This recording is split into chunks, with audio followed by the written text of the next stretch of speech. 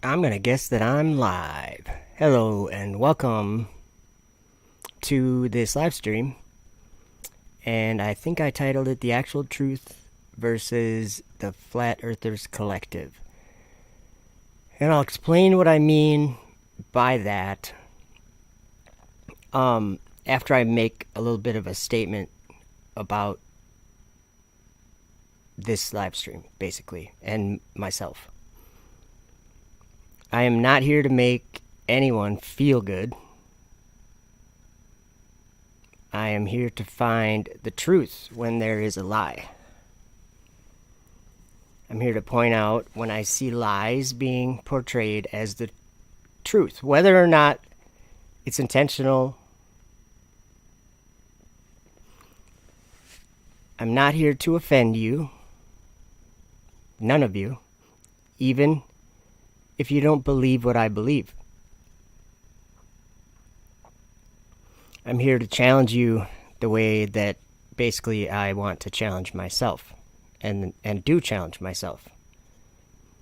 I'm not interested in the same team. Well, I am. I'm interested in the same team idea. But that same team has to be able to recognize when they are saying something that's clearly not true. It's very important. So what I actually have to do is something I didn't do yet, and I don't know how to do it, really.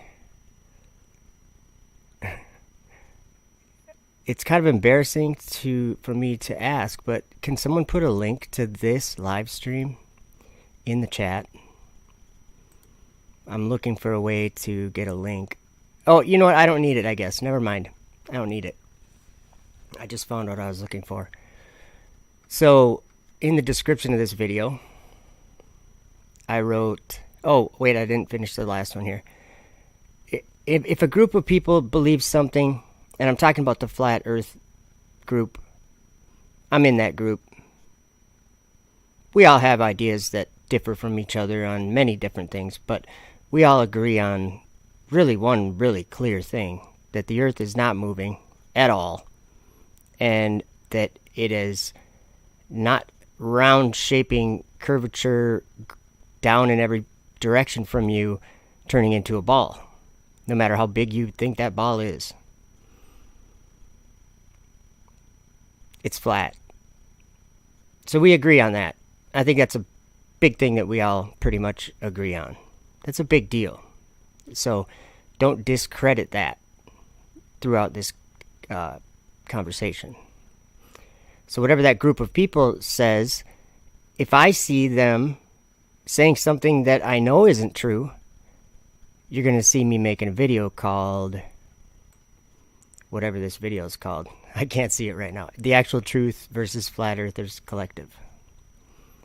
Because and then I wrote, I'll do the description now. Why do most flat earthers jump on whatever bandwagon is commonly believed and tell me I'm a troll, or call me a troll for being interested in the actual truth and not caring at all about popular false beliefs and statements that flat earthers often make? There's like these stereotype ideas that go through, if you call it a community or whatever you call it. There's a whole bunch of them. So I wrote some of them down, some examples of them. And I'll go through these examples in this video, try to get through them all, and show you guys why I have them in quotations, and basically I don't see them to be true. So the first one is space is fake. Hear that all the time. I don't think that's true. Second one is no construction footage of the ISS being built.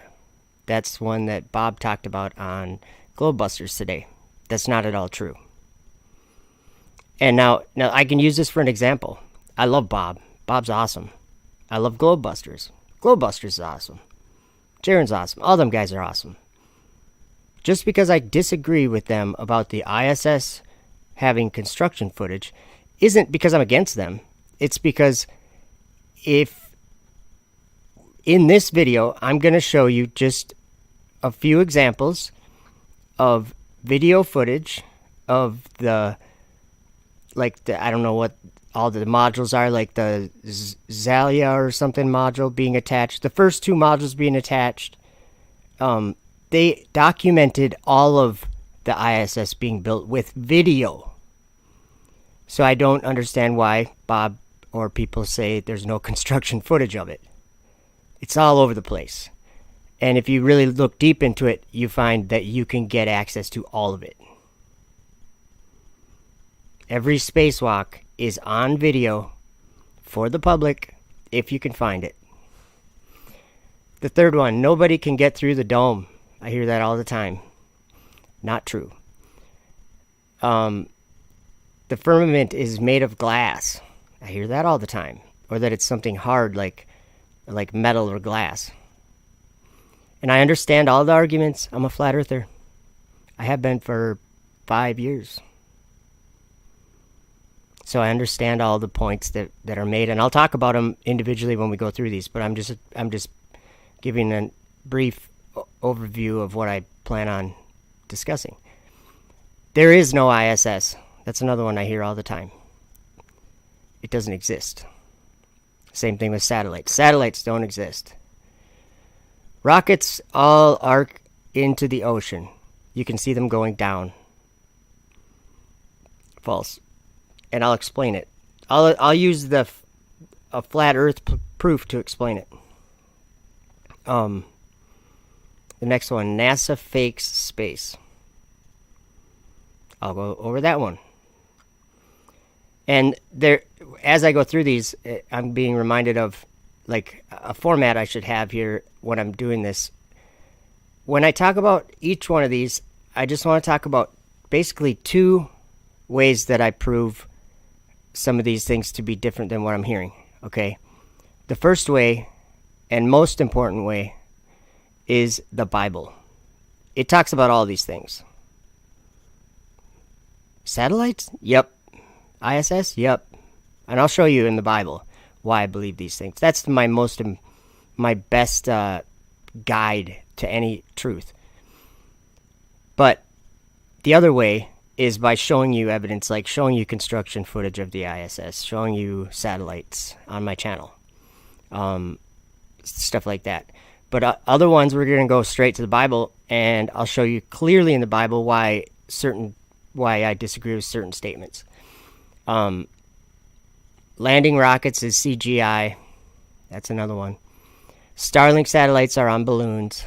That's another one. They lie to the world. That's another one. And this one I kind of mashed a whole bunch of them together, but you'll get the idea. Luciferians who know the truth, the elites, the New World Order, One World Order, Illuminati, the powers that shouldn't be, Babylon the Great, darkness of this world, one world religion, etc. We'll talk about that. Next one is NASA's compartmentalized. Very few are in on it. We'll talk about that. Planets don't exist. That's another one. Fakex. That's another one. And there's so many more, but these are just ones that I got literally straight off the top of my head. And I think it's important to point some of these things out, okay? One thing that most flat earthers have in common is that they believe the Bible is truth. They believe in the creation that happened in 6 days. God created the heaven and the earth. That's what the flat earthers, most of them, I'm not speaking for everyone, but that's what most of them believe.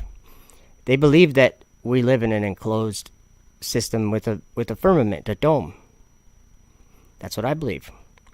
So the first one, let's see here. I got to get you guys something different on the video. That was just supposed to be like a 1 minute thing that I just did, and it's probably like 5-10 already. Sorry. I want you to see what I'm seeing. So we're going to bring up good old Google. Sorry, guys. Fun's over. I'm just kidding.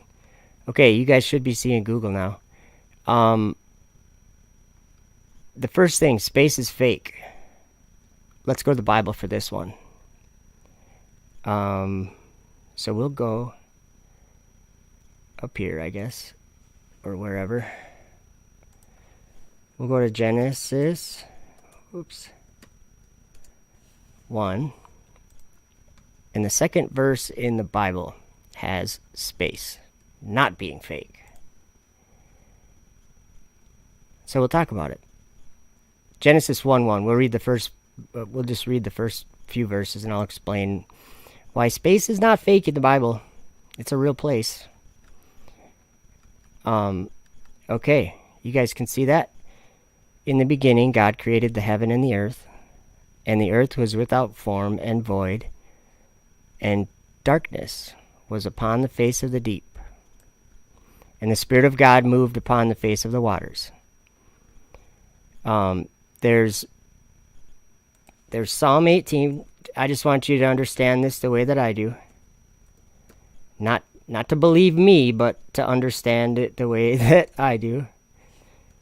And you don't have to believe the same as I do, but I'm going to explain clearly why I believe things to be a certain way. I'm not going to or as clearly as I can anyway. Okay, so let me go back to here. Okay, so it says there was darkness. Okay, this word, darkness, it just means darkness. The absence of light. It was upon the face of the deep. This word deep, not deep, but deep. Deep, that word means deep sea or an abyss. Okay?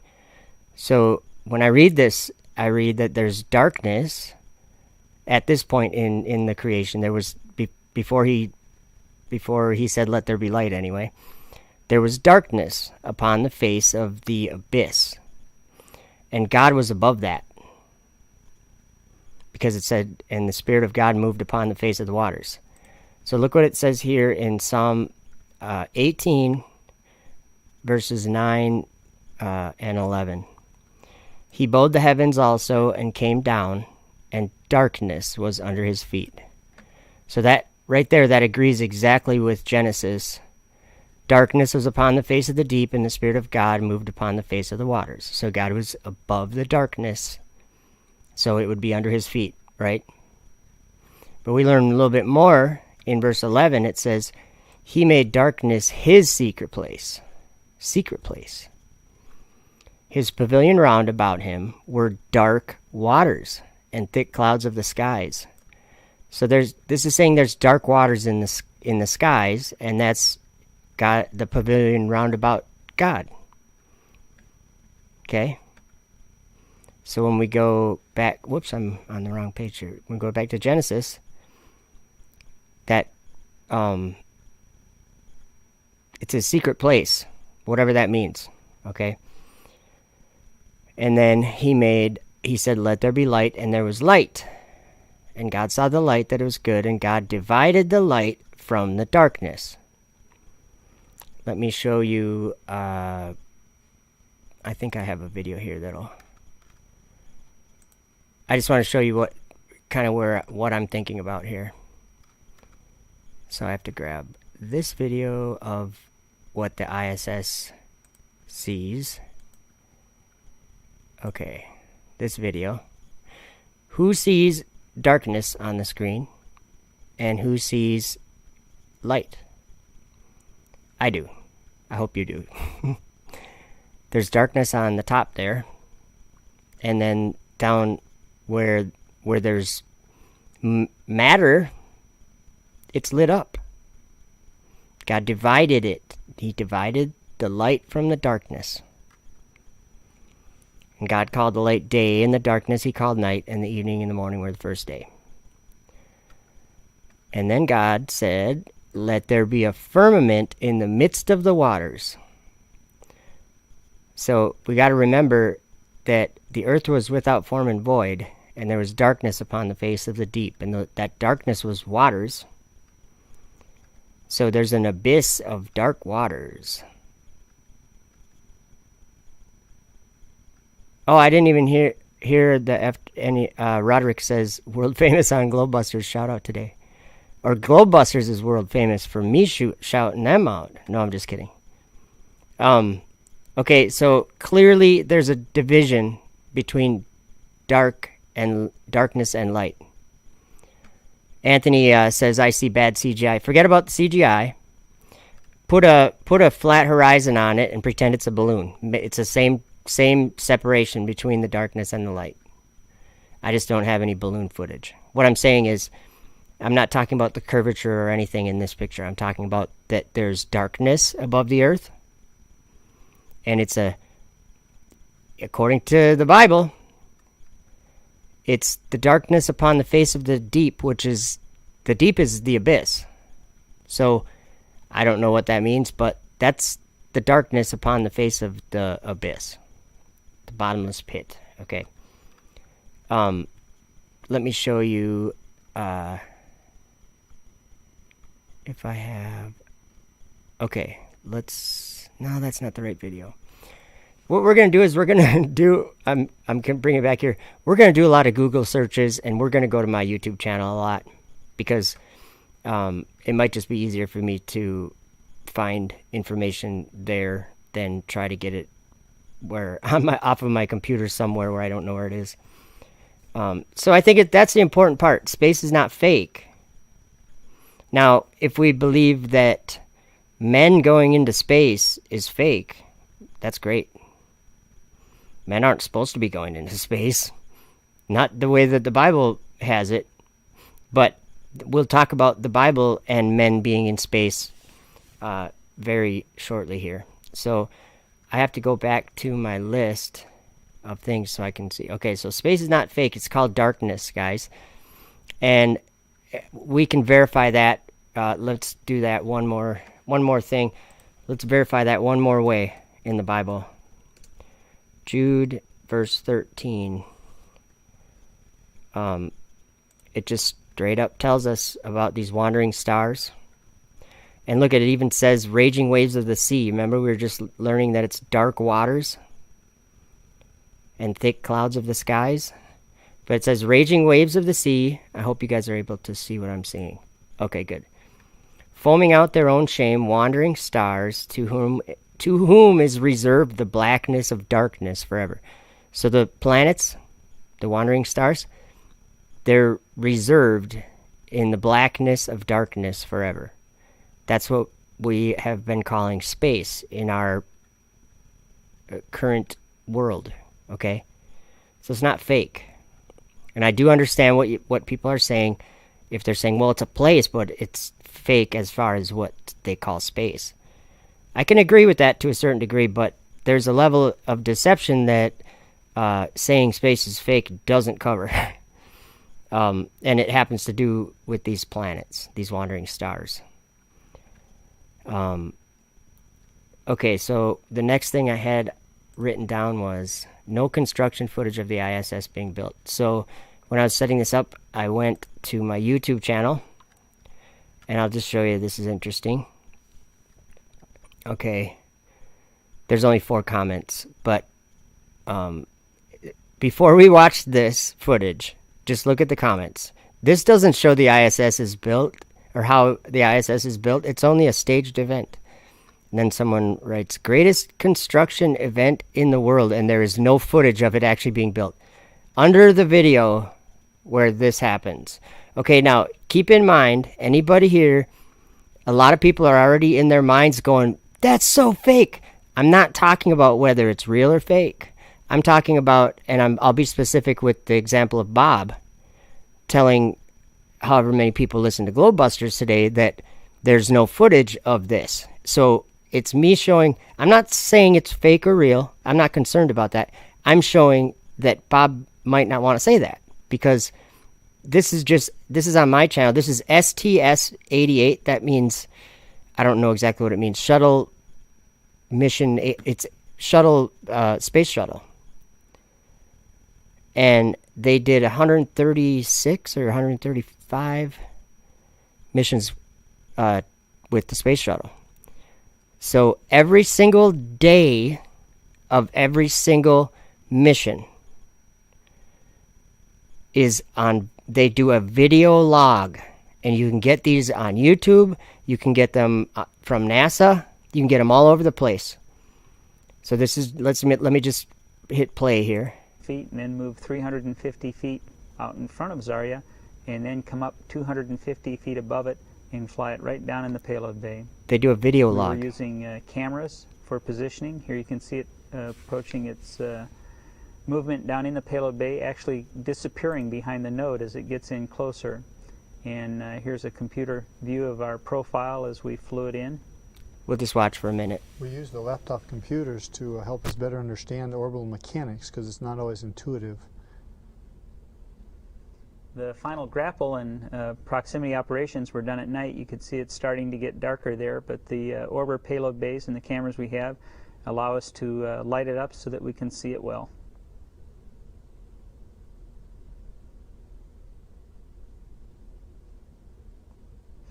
We ended up bringing it down in the payload bay and then station keeping on it for what Nancy and I call the longest 17 minutes of our life, having Zarya about 2.5 to 3 feet from the end effector and keeping it still there.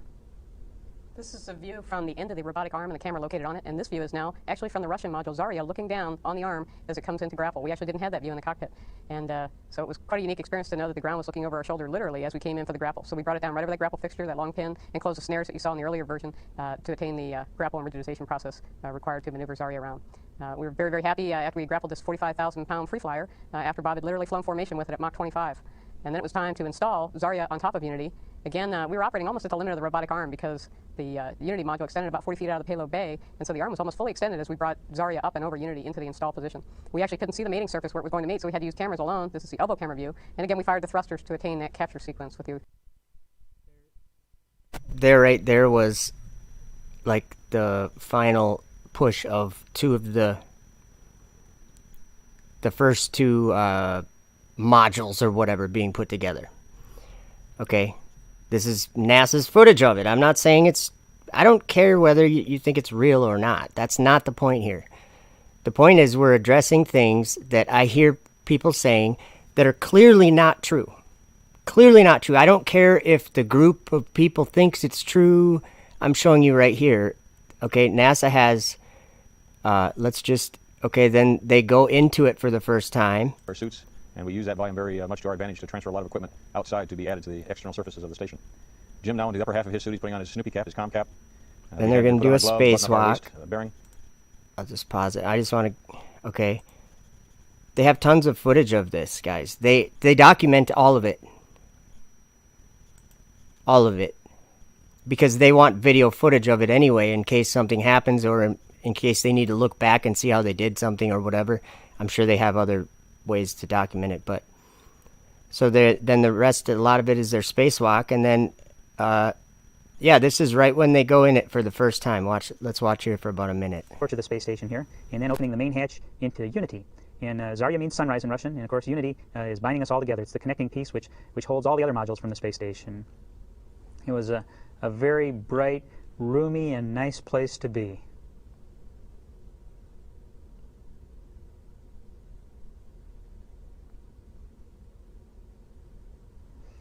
So the point being... It was quite a sequence to go through all the checks that we had to before making sure it was safe that we could open the hatch, making sure the pressure was correct on both sides.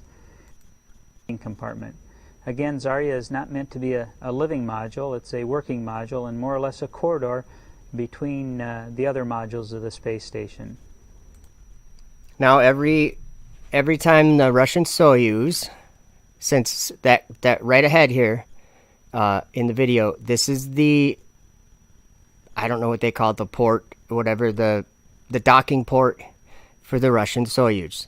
You'll notice that for the last 10 years, when every single time that they fly up on a Russian Soyuz, they come in through this hallway, this corridor, okay?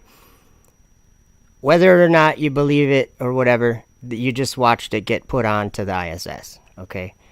That's one video, and I have another one on my channel. I just put these on my channel because of this subject. And look at when I put these on here. August 30th of 2019. So I've been, I'm not saying that everyone should know what everyone says. And what I'm saying is, that's why I'm in the chat at Globebusters saying that's not true. And what I like about Globebusters is that me and Bob could probably have a conversation in chat or whatever about it and believe a different thing from each other or believe the same thing or whatever. But I think if Bob knew that I have footage on my channel like this, or like this one is a newer one, and I'm just I have heard, this is what I wrote in the description, I have heard many flat earthers falsely say that there's no footage of the building of the space station. This is just one shuttle mission that started building and delivering the station. Okay, let's just Wake-up music for our first day on orbit was Judy Garland singing Somewhere Over the Rainbow. And man, it brought tears to my eyes. You'll notice that this is the same guy talking. It's because it's a video log of this mission. And it was day whatever, and he was talking. So they're putting another module on, or maybe this was the first one, I'm not sure.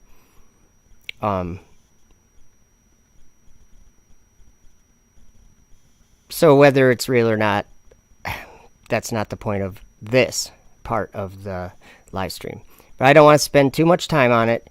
You can go to my channel. I'll tell you what, I'll put a... And I wish I remembered the channels. There's channels on YouTube, like archive channels, that have hundreds of these videos on their channels. Like they have a collection of the video logs or whatever. And it's just snippets, but you can actually go get the footage from NASA. Like there's the solar arrays being extended. I had another, or I was watching another video of that. Or maybe that's this video. Is this? Or this is my video? I don't know. Okay, but look at what happens. So I show a video of this. I'm not talking about whether it's fake or real. And in the description I wrote, Earth is flat and stationary, and satellites are defiling God's sanctuary. So it's clearly written in the description that I believe Earth is flat and stationary. Now, in the comments, Blue Exontal, or whatever this is, like they hit the chat pretty hard there. And everything that they're writing, they watched every second of this video and like pointed out every time when something was different. And you know what? I was reading through these and I'm like, they're wrong in what they're saying. I'll show you which one I'm talking about. Zarya is not sunrise. Okay, Zarya it means lit. L-I-T, lit. Like light. So I don't think that he was saying specifically sunrise. He did say sunrise, but that's why they named it Zarya, because it means lit. Lit, like Lucifer means light, bearer of light or whatever, like that. Okay. But anyway, poor Blue Exontal. I'm sure you mean well, but don't waste your time doing this stuff. And then write stuff like, I see a flat horizon. Yup, I must be a F.E. tard. Why would you write that? Especially when the description says Earth is flat and stationary. So you're calling me a F.E. tard too? I don't get it. Do you guys get what I'm saying? I'm not interested in what a group says at all. I would call myself a flat earther because I am. But I don't share the same ideas as many flat earthers. Okay. So let's see here. I'll just let this play in the background while I mention some next ones. Okay. Nobody can get through the dome. All right. For this one, I have to grab a picture that I remember seeing on my computer. I just have to find it really quick, and I will put it up on the screen. Here's what I'll do. I'll full screen that, and then I'll put an image up once I grab it. If we want to know that if men get through the dome, or is that the one I think that's the one I was going to mention, but either way, I need to get this picture. And it's, where is it? Right here. Okay, we'll get this on there. We don't necessarily need it yet. What I have to do is, yeah, it was nobody can get through the dome. Okay, let's look at the Bible or Scripture, okay? I consider the book of Enoch, 1 Enoch, the first book of Enoch, to be Scripture, because I believe that Jesus rebuked the Sadducees for not knowing it and not reading it. And they didn't believe in the resurrection. And I think I know why they didn't believe in the resurrection. Because they knew nothing about it, because they didn't read the book of Enoch. And Jesus, he rebuked them. They asked him a question about marriage at the resurrection, after the resurrection. And Jesus said, there is no marriage after the resurrection, because they'll be made like angels. And then Enoch chapter 15 describes that after the resurrection, they'd be like angels. And angels are not appointed wives because they're eternal. And it was wives and husbands and wives or whatever. That's for men on the earth. That's all. It's for men. So there's no marriage or anything like that in after the resurrection. So that I just had to give some credibility of the book of Enoch, because we're going to be reading some of it. But nobody can get through the dome. In the end of days, there was 2 visions, one given to Daniel the prophet, one given to John that wrote Revelation. They both saw men up treading New Jerusalem underfoot, and New Jerusalem is the city of God, which is in the sky. Jesus said it comes down out of heaven from God. That's the sky. The sky. The sky. Okay, remember that God made darkness his secret place? Just think about that. There's something there that is sacred, and it's like a temple. Do you get what I'm saying? If you're interested in New Jerusalem or the Promised Land or the Holy City or his sanctuary, his tabernacle, there in the end of days, they tread it underfoot. It's in Revelation 11 when John's told to measure the temple, and he says, but don't measure the court without, because it's given to the Gentiles, and they'll tread it underfoot for 42 months. Okay, that's where John in Revelation said it. And Daniel, in Daniel 8, he overhears two saints speaking to each other, and one of them said to the other one, how long until I better go there. You know what, we're going to go there. Or I'll just leave the video playing, because I'm going to be jumping. Actually, I can't. Never mind. We're going to go there. I'll leave the video playing, but we'll come back to it. Let's just look at the Daniel 8 one. It talks about the sanctuary being trodden underfoot. It's like verse 20 or something, or 18. Or 13. Then I heard one saint speaking, and another saint said unto that certain saint which spake, how long shall be the vision concerning the daily sacrifice and the transgression of desolation, to give both the sanctuary and the host to be trodden underfoot? And he said, unto 2,300 days, then shall the sanctuary be cleansed. Look out, space station. But yeah, okay, so there's one other place. Let's look one other place. Enoch 56. Enoch sees them going up. It's fallen angels, which that's what Daniel and John said too. The fallen angels are the kings. They're the spirits of the kings of Media and Persia and Grecia. They're the fallen angels, the mighty men of old, or whatever.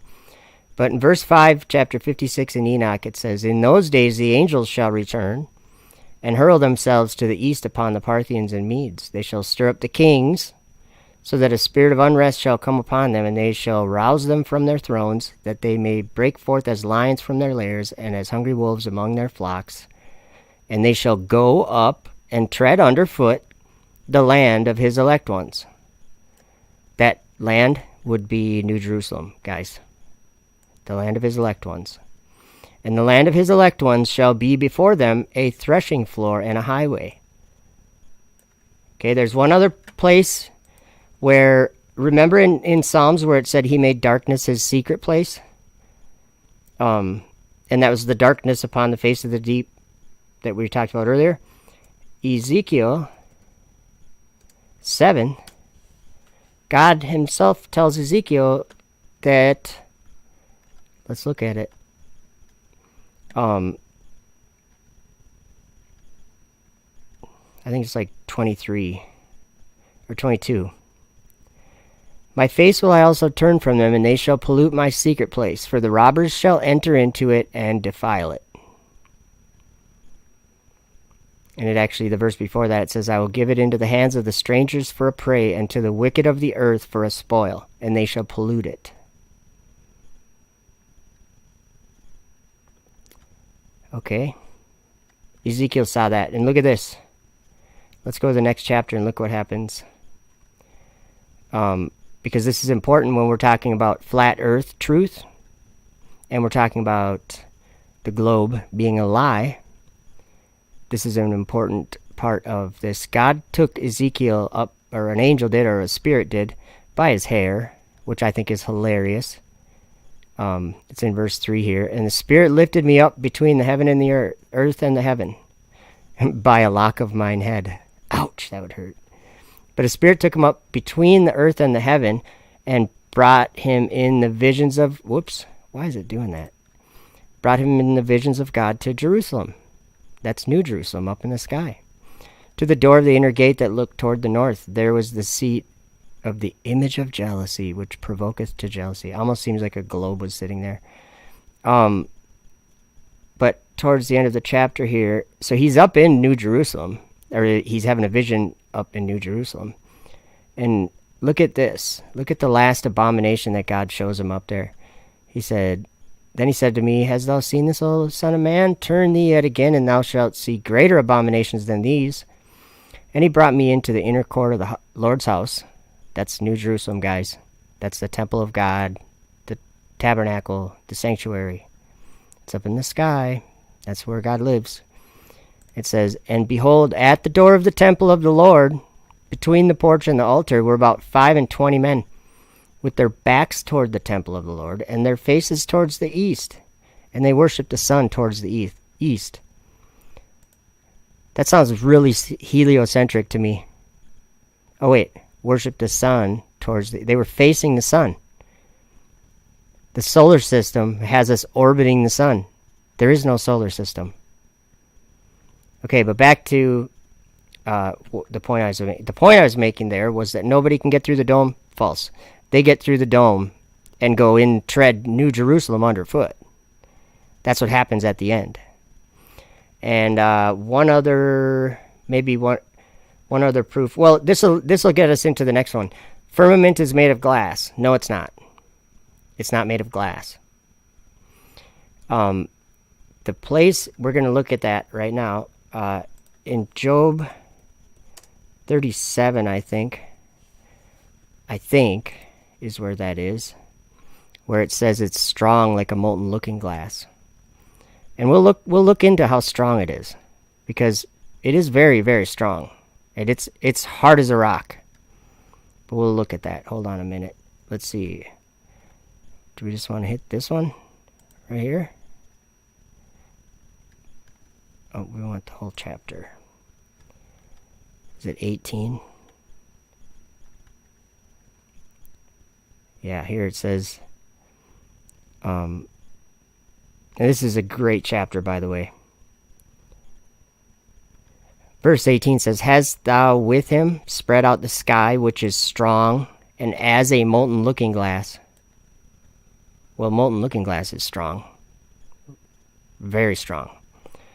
But that's not what the dome's made out of. The dome is made out of two things, really. One of them is dark waters. We know that there's dark waters, right? He separated the waters above from the waters under the earth, right? Or under the firmament, I mean. So there's waters, and we know from Psalm 18 that it's dark waters and thick clouds of the skies. Dark waters and thick clouds of the skies. It makes me think of the plague of darkness which may be felt, like a thick cloud of darkness that hovered over Egypt, I think, but not where the children of Israel were. Darkness. Anthony Dickinson knows about that, I think. He had a vision of some darkness kind of seeping into and covering the earth. I don't think it was a vision of cartoons. I think it was just a real vision of what's going to happen, probably. That's another story. Okay, so nobody can get through the dome. Firmament is made of glass. Well, let's read, or where did I should have that slide up still. It's probably blocking it. Okay. If you guys read this, it's really small, so let's read it together. This is Enoch chapter 18, where he sees the treasuries of all the winds. And this gives us a little bit of an idea about the firmament, but not necessarily what it is, but kind of. But this is more about the structure holding it up and holding the earth up too. I saw the treasuries of all the winds. I saw how he had furnished with them the whole creation and the firm foundations of the earth. So the firm foundations of the earth are the four winds, or are the winds, because he saw the winds and he said, God furnished with the winds the whole creation and the firm foundations of the earth. That's one that seems like it made me look at the entire earth and space idea differently. Earth is a place that has air. If there's no air, it's not the earth. That's kind of how I look at it. I saw how he had furnished with them the whole creation. So the winds. If there's no winds, it's not the earth. And the firm foundations of the earth are the winds. Maya Mizi says, I thought it said pillars, and it might say pillars in other versions of Enoch. I think this one is the R.H. Charles version. But the Bible also talks about the pillars of the earth, too. And actually, this, as I read on, it does use the word pillars, but it uses them for the pillars of heaven, which is also the four winds. Okay, so verse 2, it says, And I saw the cornerstone of the earth. I saw the four winds which bear the earth and the firmament of the heaven. What does it mean to bear something? Cindy Lou Human said earth sits on pillars. Yep. And what are the pillars made of? The four winds. That's what Enoch's saying anyway. I saw how he had furnished with them the whole creation and the firm foundations of the earth. So the four winds bear the earth and the firmament of the heaven. That means that the four winds hold up the earth and the firmament of the heaven. Verse 3, And I saw how the winds stretch out the vaults of heaven and have their station between heaven and earth. These are the pillars of the heaven. So the four winds are also the pillars of the heaven. So they're the firm foundations of the earth. They're the pillars of the heaven. And verse 4 says, I saw the winds of heaven which turn. And this is important because we're going to talk about, this is the other way that it's hard like molten looking glass, or strong like molten looking glass. But we'll come back to that. I saw the winds of heaven which turn and bring the circumference of the sun and all the stars to their setting. So the winds of heaven which turn and bring the circumference of the sun and all the stars to their setting. Verse 5, I saw the winds on the earth carrying the clouds. So they hold up. They're the foundations of the earth. They're the pillars of the heaven. They carry the clouds. They turn and bring the circumference of the sun and all the stars to their setting. These four winds have a lot of tasks that they do, don't they? I saw the paths of the angels. I saw at the end of the earth the firmament of the heaven above. So we know what holds up the firmament. And it's the air. And let's go back to Genesis once. Let me get rid of this now. But keep in mind where it says in verse 4, I saw the winds of heaven which turn.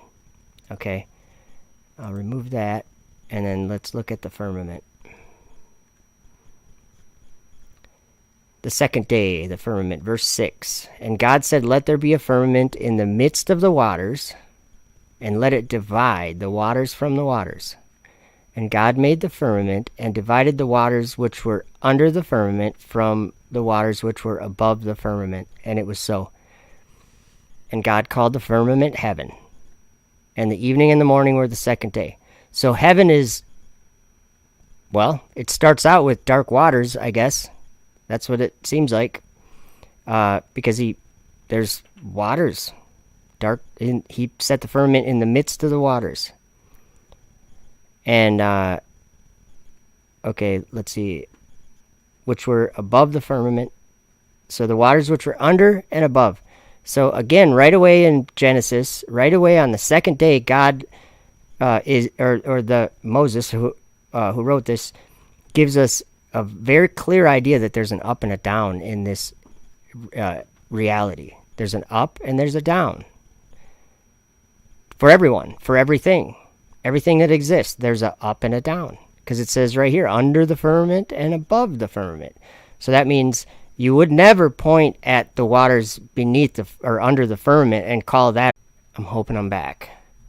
My cat totally was getting hyper and was running around. Let me just make sure. I don't know if I'm still on.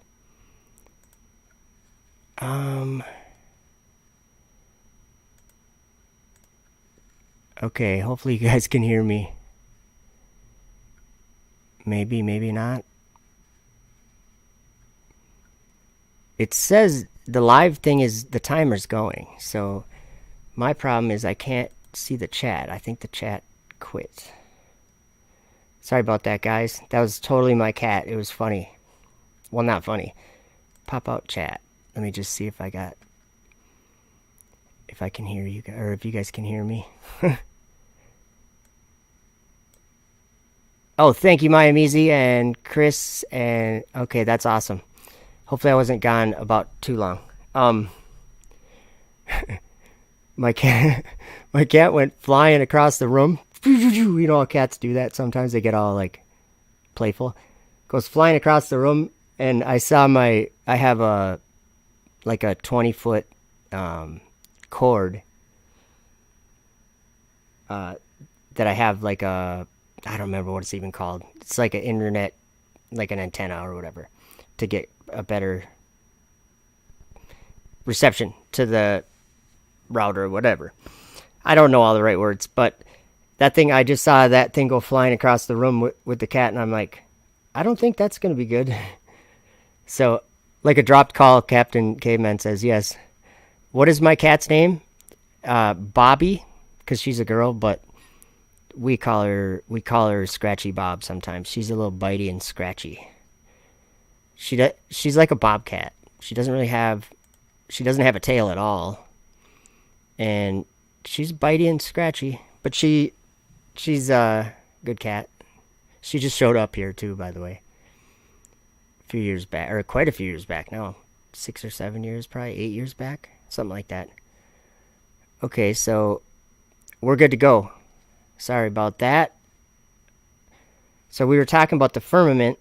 And basically, I think what's important about the firmament is there's an up and a down. We have to remember that. That's sort of beside the point. But he called the firmament heaven. And then on the fourth day, he put sun, moon, and stars in the firmament.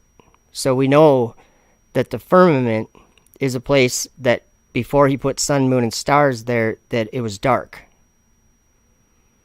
Because Well, we'll just go over it really quick here. I'm hoping that you guys are seeing the right thing still. Okay, yeah, you guys are seeing my screen. Verse 14 is the fourth day. And God said, "Let there be lights in the firmament of the heaven to divide the day from the night. And let them be for signs and for seasons and for days and years." So remember, when people talk about the Antichrist, this is off topic too, but it's something I want to talk about. They bring up when Daniel says that he will think to change times and laws. Well, what are the lights in the heaven for? Signs, seasons, days, and years. Those are the kinds of times and laws I see changing. And that we're actually going to be talking about that in this stream. The whole stream is about that. Satellites and the ISS. And yeah, there's times and laws being changed. Do you know what I'm saying? Because that's what God's intention for the sky was, to be for signs, seasons, days, and years. And let them be for lights in the firmament of the heaven to give light upon the earth. And it was so. So before he created the sun, moon, and stars, he created light. But I don't really know exactly what that means. I mean, I think it means like daylight, like we see the blue sky and we see light. And some people think that's only from the sun, and I think it's maybe something that kind of follows the sun around. I don't know. But whatever it is, technical, like science-y, I don't care. We don't understand what it is. But we know what the account that we have is true. That's important. So he made the greater light and the lesser light, and he made the stars also, and he set them in the firmament of the heaven to give light upon the earth, and to rule over the day and over the night, and to divide the light from the darkness. And God saw that it was good. And the evening and the morning were the fourth day. So when we're talking about space, that's darkness. And notice that the earth, when the sun's there, is lit up. So it's not in darkness. So the sun, moon, and stars kind of make the darkness not complete darkness,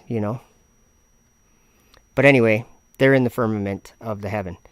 So I got to go back to see my list here. Okay, the firmament is made of glass. The word for firmament, let's look at that. In Hebrew, I think it's rakia. And it does imply something hard. But we have to understand why it's hard. And it'll be obvious when we talk about it.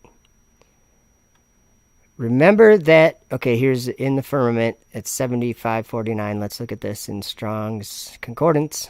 Rakia. An extended surface or expanse. But then if we go to Strong's Exhaustive Concordance, see what they're doing here already? Properly an expanse, i.e. the firmament or apparently visible arch of the sky.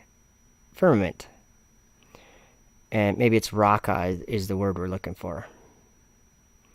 I think it means to like hammer out metal, or that's a word that would describe, right here, raka. To beat, stamp, beat out, spread out, okay? Remember in Psalm 18 it said, he bowed the heavens also in verse 9. So an expanse, I get that. Okay, but when we're in Job 37, has thou with him spread out the sky? So these words that we're looking at in Strong's here, this is the word right here, raka. To beat, stamp out, beat out, spread out. Okay, so what spreads out the firmament? Well, we know God does, but what did we just read? And I took it off the screen. Enoch, I'll find it again here. Here it is. Look what it says here. He furnished the whole creation with the firm foundations of the earth, or with the four winds. Let's see. Okay, right here in verse 3 it says, and I saw how the winds stretch out the vaults of heaven. Remember Raka, the word we're just looking at. To beat, stamp, beat out, spread out. Okay. This idea of it being strong like a molten looking glass. Let's go look at those words a little bit. I suppose it doesn't really make sense too. We all know what a molten looking glass is. But let's look at it anyway, right? That's what we do here. Whoops. Sometimes it takes a little while longer because my computer's a little slow. Today it's doing okay. Have you spread out with him the skies, strong as a mirror, cast metal? See, that's why I looked these things up, because I almost didn't right there. You heard me say, everybody knows what a molten looking glass is. But these are the words that we have, and then whoever translated it, we were reading the KJV, they translated it the way that we read it, strong as a molten looking glass. But look what it says here. It says that word spread out right there. So I bet you that's Raka. Does it say? We're just going to click on it just to see. Yep, Raka right there. Okay. So this is what I love about the Bible. These words, the idea of a firmament is something that's spread out. But let's go back to where we were. Okay, strong as a mirror. Let's just look at what a mirror is. Just a mirror. A looking glass. That's where the KJV got theirs, right? A mirror as seen, looking glass. Okay. And then we're going to look at cast metal. To pour or cast flow. That gives us a little bit of a different idea. Let's go to Strong's Exhaustive Concordance. I love this one. Okay, it says cast, cleave fast. Be as firm, grow, be hard, lay out, molten, overflow. That's a lot of words to help us understand it better, isn't it? It's like going to the dictionary and finding synonyms to a word that you're trying to learn about. You can learn a lot. Yatsak. Okay. So I'm not saying I know exactly what the firmament is, but the question or the other one that I had was nobody can get through the dome. I think I showed you in Scripture at the end they clearly do. They destroy the earth at the end, and what is it that happens at the end? The sky rolls back like a scroll, and the stars fall to the earth. Okay, that's men that do that, because it also says that he will destroy those who destroy the earth. So it's the fallen angels and men. But let's look at, okay, let's see here. I have a list here that you guys can't see, and I can't move. It's in the edit settings part of this live stream, so I can't even see the chat. Okay. There is no ISS. Okay, that's the next topic. There's no ISS. I will show you my footage of the ISS. Anybody who says there's no ISS, you clearly don't have eyes looking up at the sky ever. Or a P1000. You can get footage of it with the P1000. I'm trying to figure out where I have some.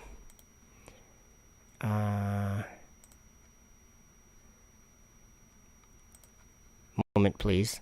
Sorry. I know I have some, but this might not be the best footage I have of it. I have tons of footage of it because you can watch it.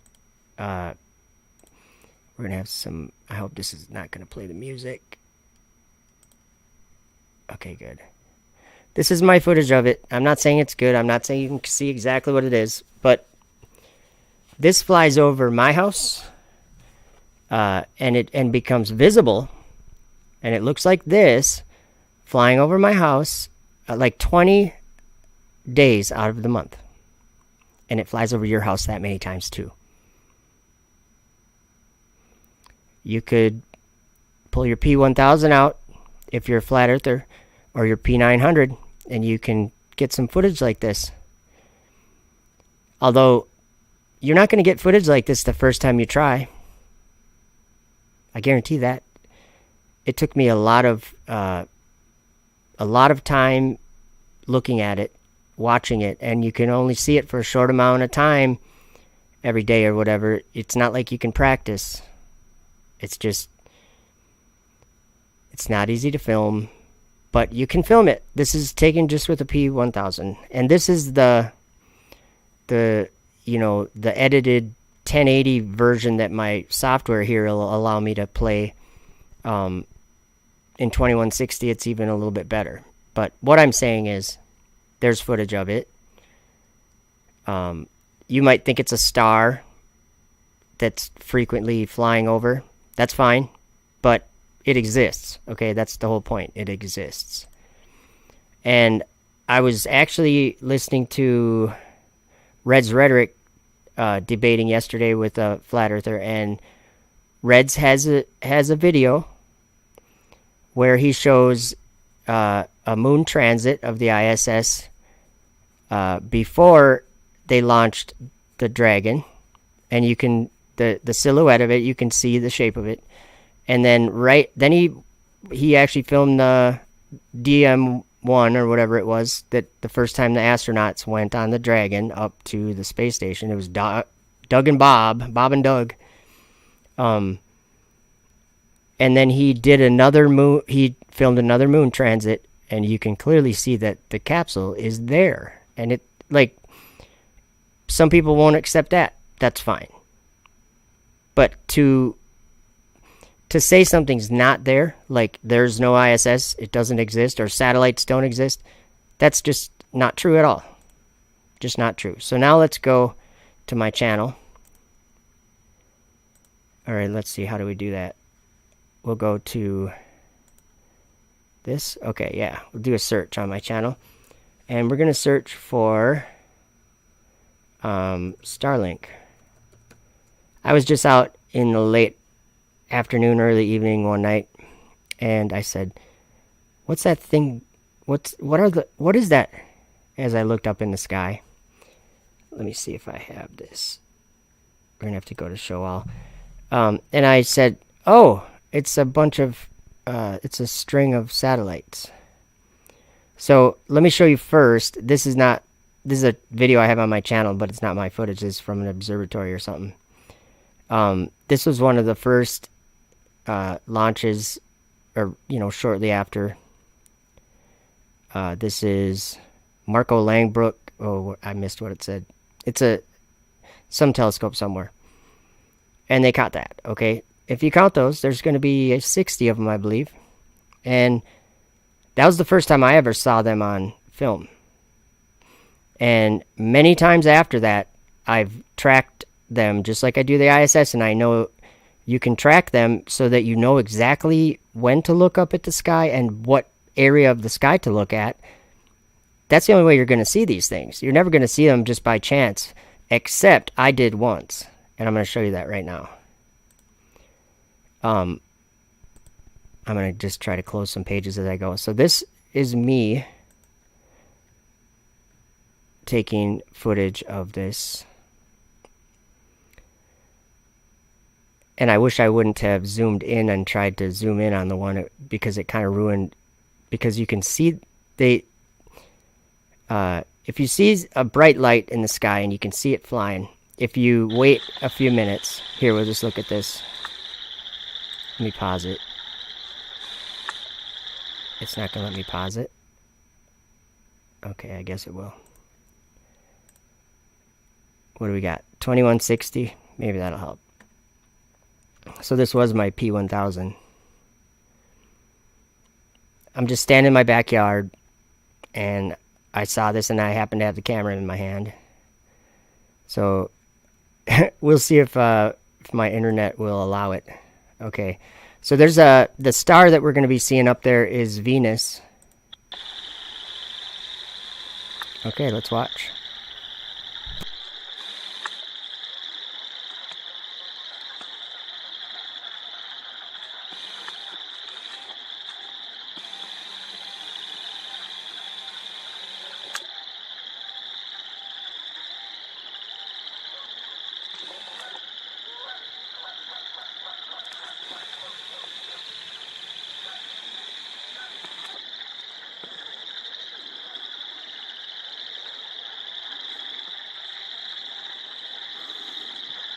There's Starlink.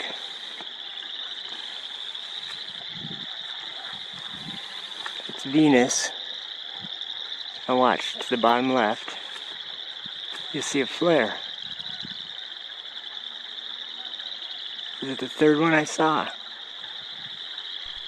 Now I'm not seeing them.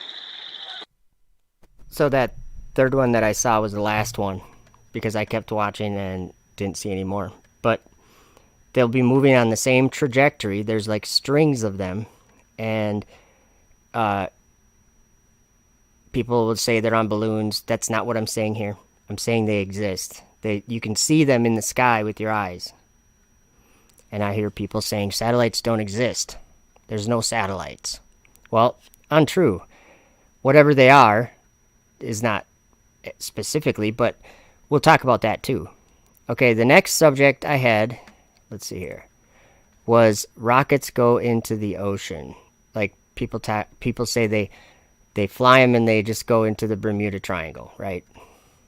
Let me go. Oh, you guys, I'm so sorry. I can't see the chat, and so I didn't even play the video for you because I was thinking you were on my desktop, so we'll rewatch it. I'm sorry. That was awful. I won't have to explain it again. We'll just watch it again. I'm sorry, guys.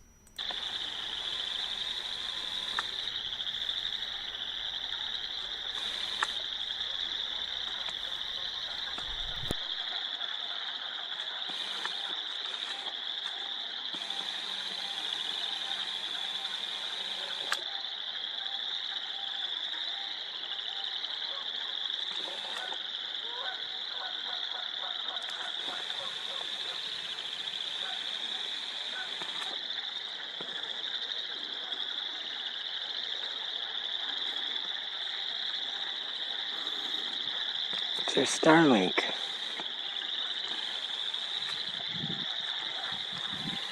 It's Venus. Now watch, to the bottom left. Okay, that's what I was trying to show you. Sorry about that, guys. I still can't get the chat. I don't know where the pop-out chat went that I had. Oh, there it is. Or no, that's not it. I lost that too? I must have closed it. Okay, but we're going to go back to a video, or we'll just go to a blank image. Boom. Black. Darkness right there. I'm just going to pull up a couple GIF images to talk about whatever that last subject was that I was going to talk about. I know which image I was going to get, but I can't remember which subject it was that we were talking about. Oh, rockets going into the Bermuda Triangle. Let's see. I just have to find an image of these rockets going in. Here we go. I think I got one here. Might not be a good image, but you guys will get the idea. We all know what we're talking about. And that's not the image, okay? It's close. There's one that clearly shows the appearance of it going down. But I'll use a flat earth proof to explain what's happening. Once I find it. Give me a moment, sorry. I have those things all over the place on my computer. I just don't know which one is going to show us. I'll bet you this one does. Yeah, I think this one does. Let's see. Is this one going to show us?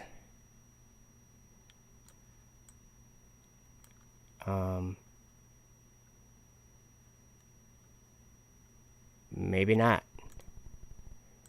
Sorry. False alarm. Let me try again. It looks like that. Oh, here. I think I found it. Yeah, I think this is it. Sorry, guys. I was actually listening to Globebusters when I decided that, yeah, this isn't showing it either. Okay. Sorry about that, guys. Give me a minute.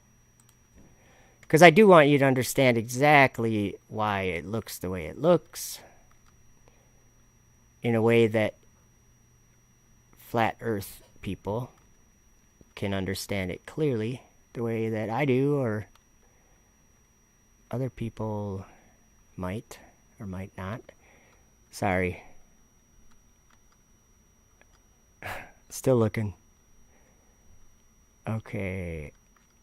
Might have found one. Let me just make sure, though, that there's not some other ones right here. I'll give this one a try. I don't know. Might not be the one. It is, maybe. No, that's not. That we already looked at that one, didn't we? Oh. When you see it, I'm still looking for another one. Because I got them all over the place. But when you see those things, and you see, if you keep watching it long enough, it appears to go down towards the ground. Do you know what I mean? I have to just do a search here really quick. Sorry, guys.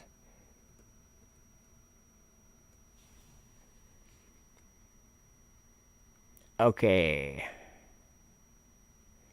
None there. Okay. I'm working on it. I really want you guys to see exactly what I'm talking about. So sorry it's taking me a moment to find it, but we will find it.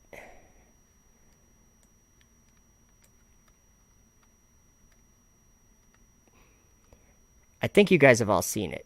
Just where a rocket goes up and then comes, it looks like it's going back down. Oh wait, I got a better way to do it. I don't know what I'm thinking. Let's see, what are you guys seeing? You guys are seeing a black screen still? Okay, we're going to change that. Let's go to the desktop. I'm a horrible host today. I'm sorry, I apologize.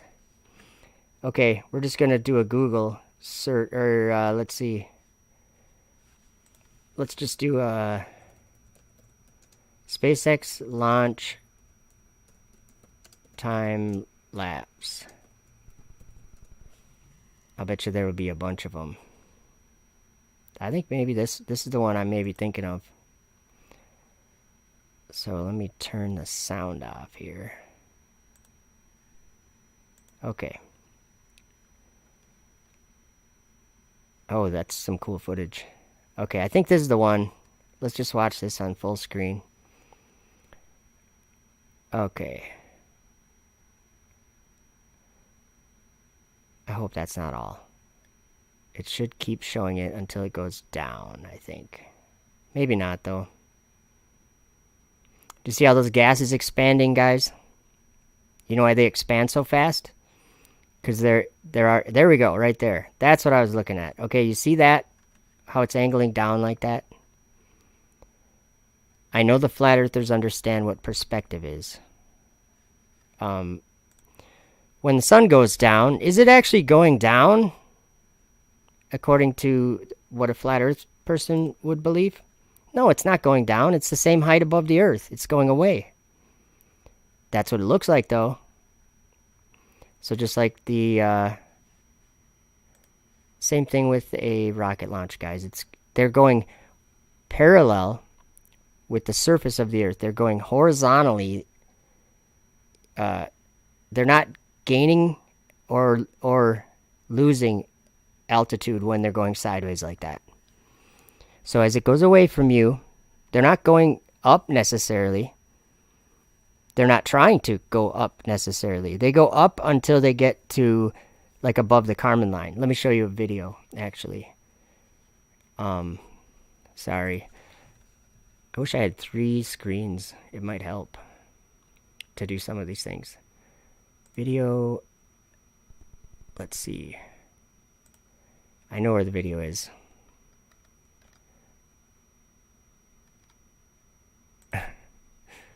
If you guys saw what I had to look through, because then I find myself in the folder and I'm like, what video was I looking for again? Like I am right now. I was going to show you a video of, a Soyuz launch. Just to show you that they go up and then they start to go sideways.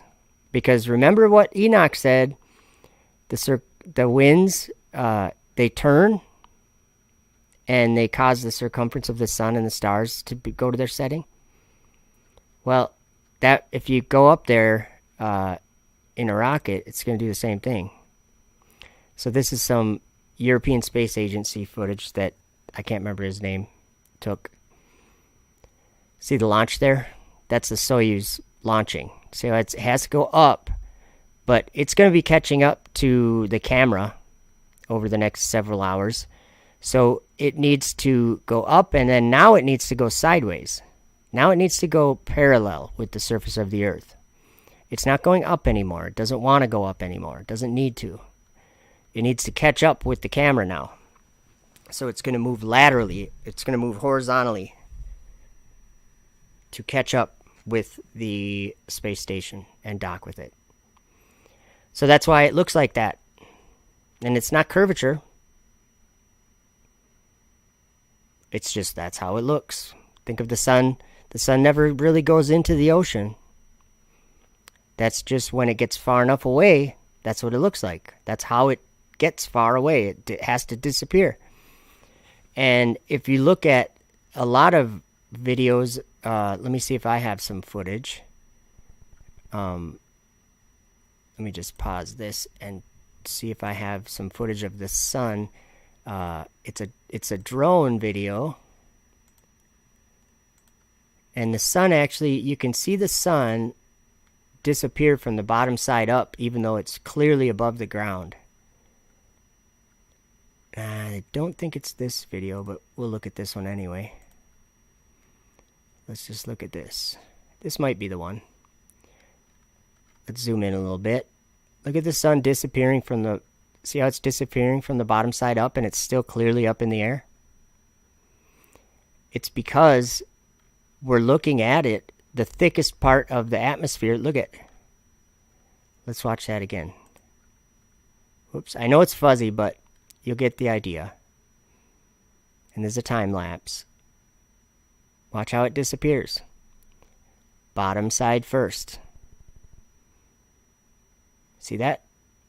The sun didn't even set. Just disappeared. That's from DJI Mavic Pro. From whatever, 1,500 feet or something. Hey teacher, I thought the sun moved 15 degrees per hour. Not that last hour, I guess. So there's one video. Let me see if I can find this other one, though. I do have another one. Am I zoomed in still? Sorry if I am. Let me find one other video. Earth stuff. That's what my folder is called, Earth stuff. I might not have another one in here. Oh yeah, sunset. Here we go. Here's another one. You can see the haze in this one. Now, see there? See, it's pretty hazy. Look at this. Watch the sun disappear from the bottom side up when it's way up in the sky because of the haze. See that? Now look at the drone is going down. As I go down, it's just going to start to disappear because I'm going down into that thick air. And now the sun, you can hardly see it from down there. But back when we were up higher, you could see it clearly on the top anyway. So this is the sunset is going to do this. The rocket's going to do the same thing. The sun's not actually going down. It's going away. But anything going away from you in the sky is going to appear to go down towards the horizon. If you're bowling, the bowling ball, when you roll it away from yourself, it's going to appear to go up or towards the horizon. Anything on the ground that's going away from you will go up. Anything in the sky will go down. It'll appear to go down if it's going away from you. So there's that. That was kind of a cool video, I thought, too. Let me try to find one more example of something like that. I don't know. Oh, here, this is kind of a cool video. This is the moon showing up. A time lapse from the sky. Look at that. That's the moon showing up. Isn't that weird how it didn't even start on the horizon? It just kind of showed up. That's because of the thick atmosphere It's coming towards us. It's not going up or down. It's way high in the sky, really far away. You know what I'm saying? Okay, so there's that. Let's see here. Let me play. We could have some fun with CGI. Let me just see if I can play this video, maybe. Yeah. Let me just play this in the background while I look for the next topic. The next topic, okay, so the last one was rockets go into the ocean. Well, they do just let boosters and things fall into the ocean. And sometimes they retrieve them, sometimes they don't. We have to go back. I remembered one more thing about the firmament being hard. Okay, I didn't expound on that enough. Okay, air is very hard at high velocity. Remember how Enoch said the winds turn and bring the circumference of the sun? And then he also said that there's the path of the angels, and that turns. And that was just Enoch 18. Enoch chapter 71, he gives a description of this crystal house that's at the center of all these stars, or all these angels. And these angels fly around it. They encircle that house. And that there's a throne at that house. That's the throne of God. Okay.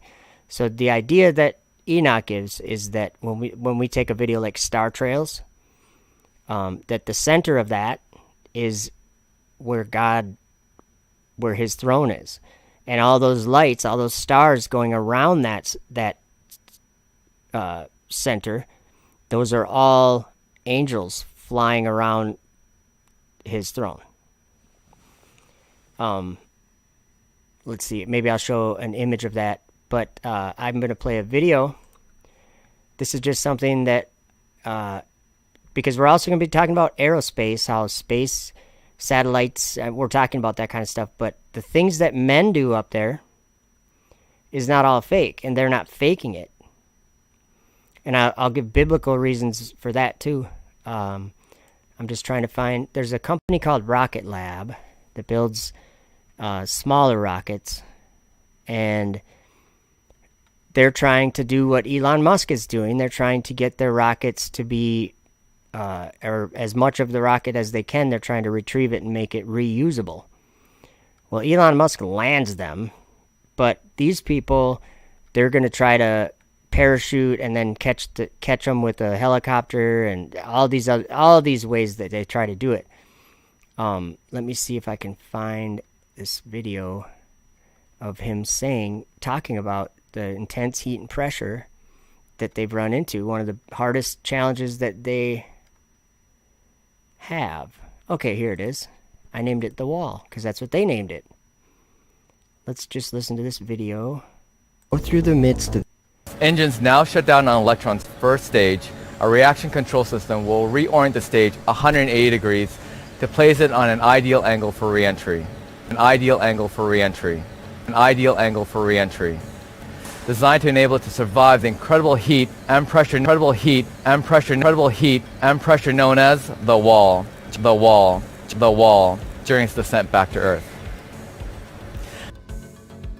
And God said, "Let there be a firmament in the midst of the waters, and let it divide the waters from the waters." And God made the firmament, and divided the waters which were under the firmament from the waters which were above the firmament. And it was so. And God called the firmament heaven. And the evening and the morning were the second day. The firmament. The wall. The firmament. An ideal angle for re-entry. The firmament. The wall. The firmament. The wall. The firmament. Incredible heat and pressure re-entry. So, I don't know if you're aware of it, but when the shuttle would come in, or when anything put it this way, anything that's in space that comes into the Earth, it hits a wall that's so hard it'll burn anything up unless they specifically design it for this to ablate this heat to be able to keep whatever's on the other side of a heat shield cool enough to survive. Because the one shuttle that came in, that's another one. That's another one we should talk about. Maybe we will. The people that died on the shuttle are not alive. That's a big one. I see people saying that all the time. And if you actually understood what happened, those people died. And just because you can come up with a name and find someone in the world out of billions of people that have the same name or a similar name and have similar features, does not make you to know the truth. Okay? That's an idea that flat earthers have, and I think it's shameful to go around and telling people nobody ever died when people actually have families of people that died, that were on a mission to go to space or to come back when they died coming back. That's the intent. That's how hard the firmament is. Okay? Took 7 lives that day. Let's see here. So when they come in, if I was better prepared, I'd have a video clip or something to describe this. But when they re-enter, I do have a video. Maybe we'll just... Let me find a video about... I made one about the... Okay, yeah, I know which one. Anytime that something comes in from space, it's moving orbital velocity or faster, which means like 17,000 miles an hour for low Earth orbit. That's the slowest anything will be going. So when it comes into the atmosphere, it creates plasma, which is it's like a 5,000 degree period of time that they're surrounded in a ball of plasma. So these vehicles get burnt to a crisp that are coming through this. Let me see if I can find... I don't actually know which video I'm going to be looking for. Let's see. The firmament. The speed of sound. Sorry, guys. What are the planets? Times and laws. These are some of the titles of my videos. You know what I should do sometime? I should take and print out a list of the titles of all my videos. Or maybe not all of them, because it would be a long list. And then you guys could, if you wanted to see certain videos, I could just play them. Like I could do a live stream where I just play whatever videos you guys want. There's so many videos. So many videos. And I don't even have time to... Like if I actually had the time, I would take and make like playlists of certain topics, and so that there would be, I don't know, I'm not very organized like that. So let's see. I can't find the video I'm looking for.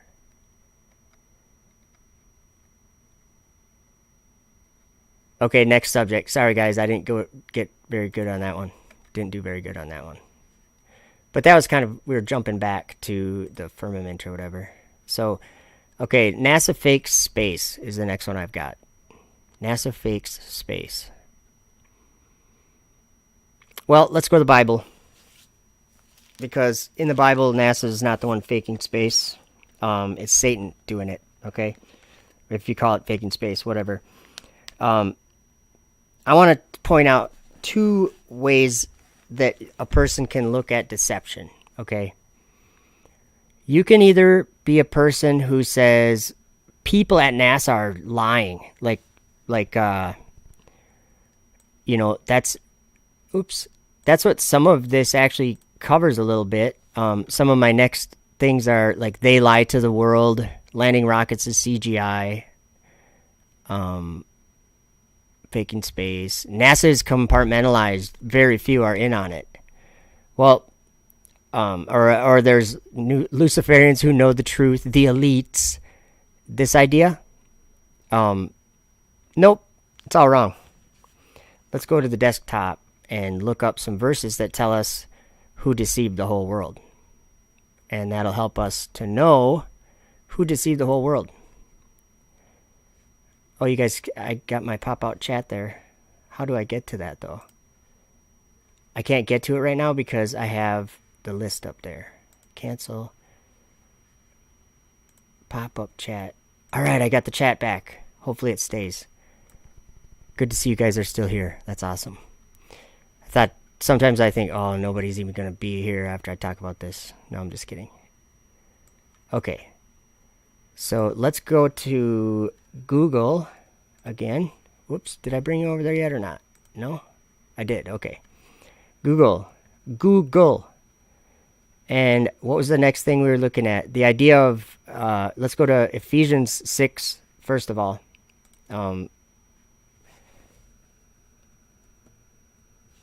Oops, I think I saw it there. Whoops. All right. We're going to look at these words a little bit. Might give you a different idea of this deception, what's going on. Okay. Verse 12 says, a very popular verse. But we're going to look it up and see that you may know this verse very well, but you might not even realize what it's saying. Because I didn't until I looked at the Greek words that were used to come up with what the KJV says, for we wrestle not against flesh and blood, but against principalities, against powers, against the rulers of the darkness of this world, against spiritual wickedness in high places. Okay? I know that probably everyone that's here knows that verse. Probably almost like could just quote it by heart. Whoops. Let's go to... So first of all, let's see what the rulers of the darkness. Is this talking about the same darkness that we were looking at earlier? Let's find out. Okay, so here's the words that we have. Because not is to us the wrestling against blood and flesh, but against the rulers, against the authorities, against the cosmic powers of the darkness. Which word is this? Well, it's darkness, same word. Either physical or moral darkness. And in this case, it could be either, I suppose. But that's neither here or there. It's darkness, okay? And what I'm trying to say is that, yeah, did you guys know that if you ask NASA or if you asked anybody that knows anything about aerospace, and you ask them, what's the best and the most widely used vehicle that's ever been to space? Everyone will tell you SpaceX Dragon, because that is the cat's meow or whatever. It's what brings. It's now, I'm saying. If you ask them now, if you ask them a few years ago, they wouldn't be saying that. But now they'll tell you SpaceX Dragon. They'll say the Crew Dragon. So there is a dragon that is the ruler of the darkness of this world, if you look at it that way. Like, it's like the most important space vehicle that's ever been made by men. Just think about that, okay? But it says the cosmic powers of the darkness, this against the spiritual forces. Spiritual forces, that's why we're not wrestling against flesh and blood. And this is significant to this flat earth and globe discussion, dare I say? Shout out Nathan Thompson. Spiritual forces of evil, where? In the heavenly realms. And since we're on this subject, we're going to take the time to listen to Dr. Gene Kim, who I just put a video out on my channel, because I want you guys to understand where Satan... This is the only pastor that I've ever watched that understands where the evil angels reside. There's a bunch of false teaching going on saying that they're buried in the earth or that they've been released or all this garbage. And that's not what any of the scriptures say. The scriptures clearly say that he's up in the sky. And so we're going to take the time to watch this video, and then we'll continue talking about this. Or actually, we might not watch the whole video. Let me just grab it. It's 11 minutes. I don't want to watch the whole video, but I do want you to hear Dr. Gene Kim say a few things about, where is it? There we are. Take it away, Gene. Dr. Gene. Pastor Gene. Now, who's the one that inhabits the stars and up there in the universe, at space? It's the devil. And one character that really piqued my interest during the year 2021 is Elon Musk. I believe that it's important for the future to be a spacefaring civilization out there, and ultimately be out there among the stars. I could tell that there's something about this guy that would play a very pivotal role for the year 2021.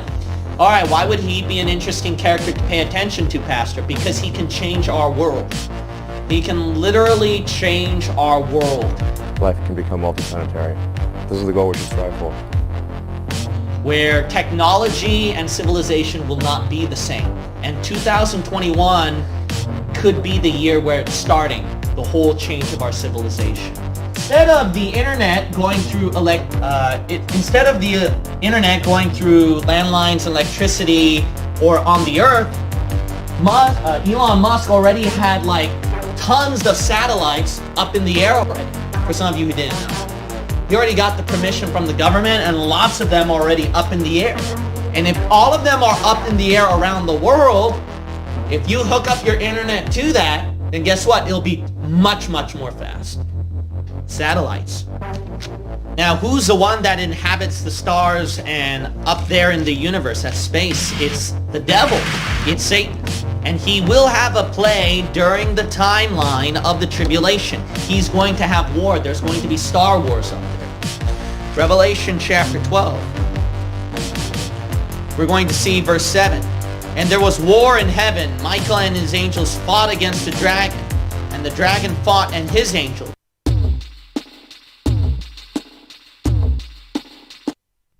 On your screen right now is SpaceX Dragon. That's what that little light looking thing is. That's the Dragon capsule. That's the second stage of the Falcon 9 rocket, with Dragon as the payload. Okay?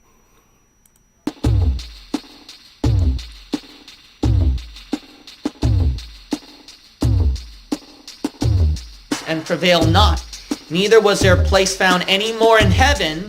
And the great dragon was cast out, that old serpent called the devil, and Satan, which deceiveth the whole world. He was cast out into the earth.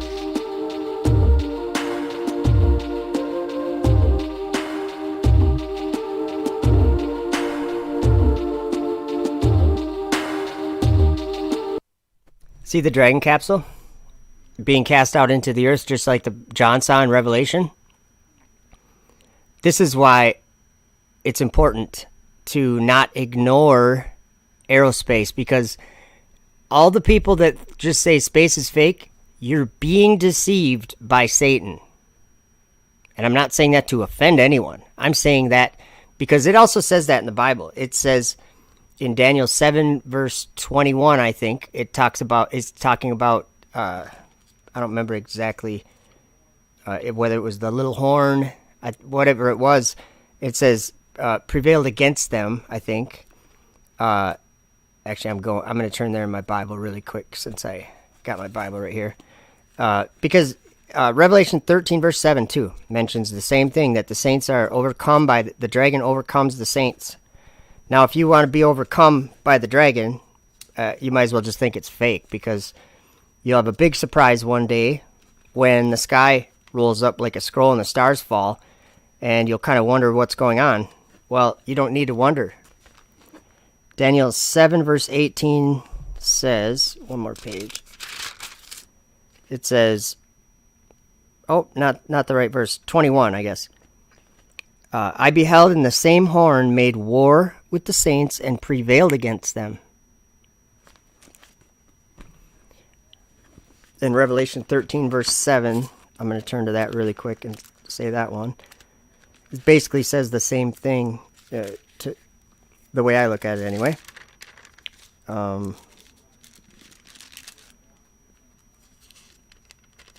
It says, and it was given unto him, this is talking about the mouth speaking great things. It says, and there was given unto him a mouth speaking great things and blasphemies, and he opened in his mouth in blasphemy against God, to blaspheme his name and his tabernacle, and them that dwell in heaven. It's talking about heaven and God's tabernacle. Remember when we were talking about whether men go into the firmament or not, or can break through the dome or not? And I said at the end they do.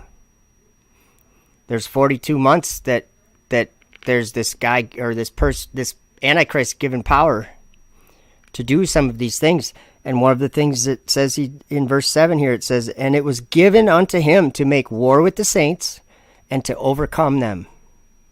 And power was given him over all kindreds and tongues and nations. So what I'm saying is that don't be deceived. The thing on your screen right now is very real. And remember how we were learning how important the four winds were from Enoch? The four winds. Let me just read you a quick thing from Revelation 7. This is the battle. This is the war. It's the dragon fighting against those four winds. And think of what would happen if those four winds, weren't working, or whatever you want to call it. Remember, it says he furnished the entire creation with the winds.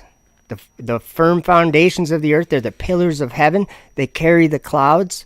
They bear the earth and the firmament of the heaven. That's the winds. And so this battle, this war in heaven, listen what it says in Revelation 7. And after these things I saw four angels standing on the four corners of the earth, holding the four winds of the earth, that the wind should not blow on the earth, nor on the sea, nor on any tree. And I saw another angel ascending from the east, having the seal of the living God.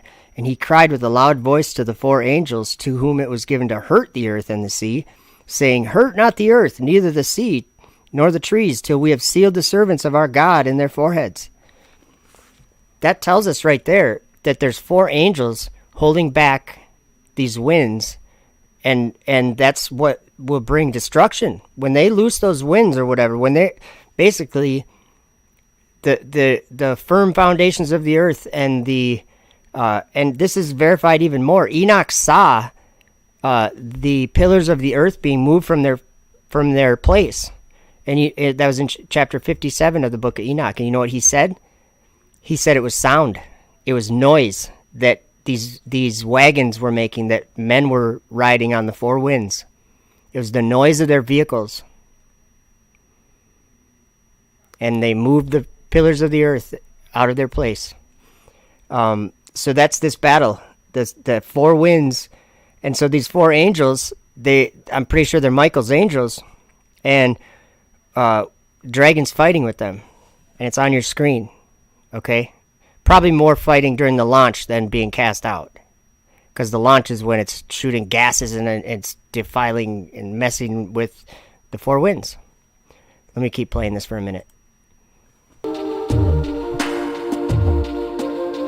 And his angels were cast out with him. Notice that at verse 3, and there appeared another wonder in heaven, and behold, a great red dragon, having 7 heads and 10 horns and 7 crowns upon his heads. And his tail drew the third part of the stars of heaven. So Satan and his fallen beings inhabit up there in outer space. So Dr. Gene Kim knows about where, okay, Satan's not cruising around. Like, I don't know exactly where he is, but I know his angels are imprisoned in the firmament. The angels that came down to take human wives in Genesis 6, they're in the firmament. That's what it says in Enoch chapter 19. They're bound there. And from there, they're taking many different forms to defile mankind. And there's what we have, planets, and these wandering stars are in the same place. This outer darkness. They're bound under chains of darkness. It's all over in the Bible. 2 Peter 2, verse 4, Jude, verse 6, and verse 13. all over the place in the Bible. We can read about the angels being imprisoned. And actually in Enoch chapter 10, Enoch is being told, I think he's being told what to tell them, I think. And it says that they were buried in the earth, in the valleys of the earth, for 70 generations. And then after that, that was a judgment they were given. And it says after the consummation of that judgment, there was another judgment that would be forever. And it says in those days, they were led off to the abyss of fire, where they would be confined forever.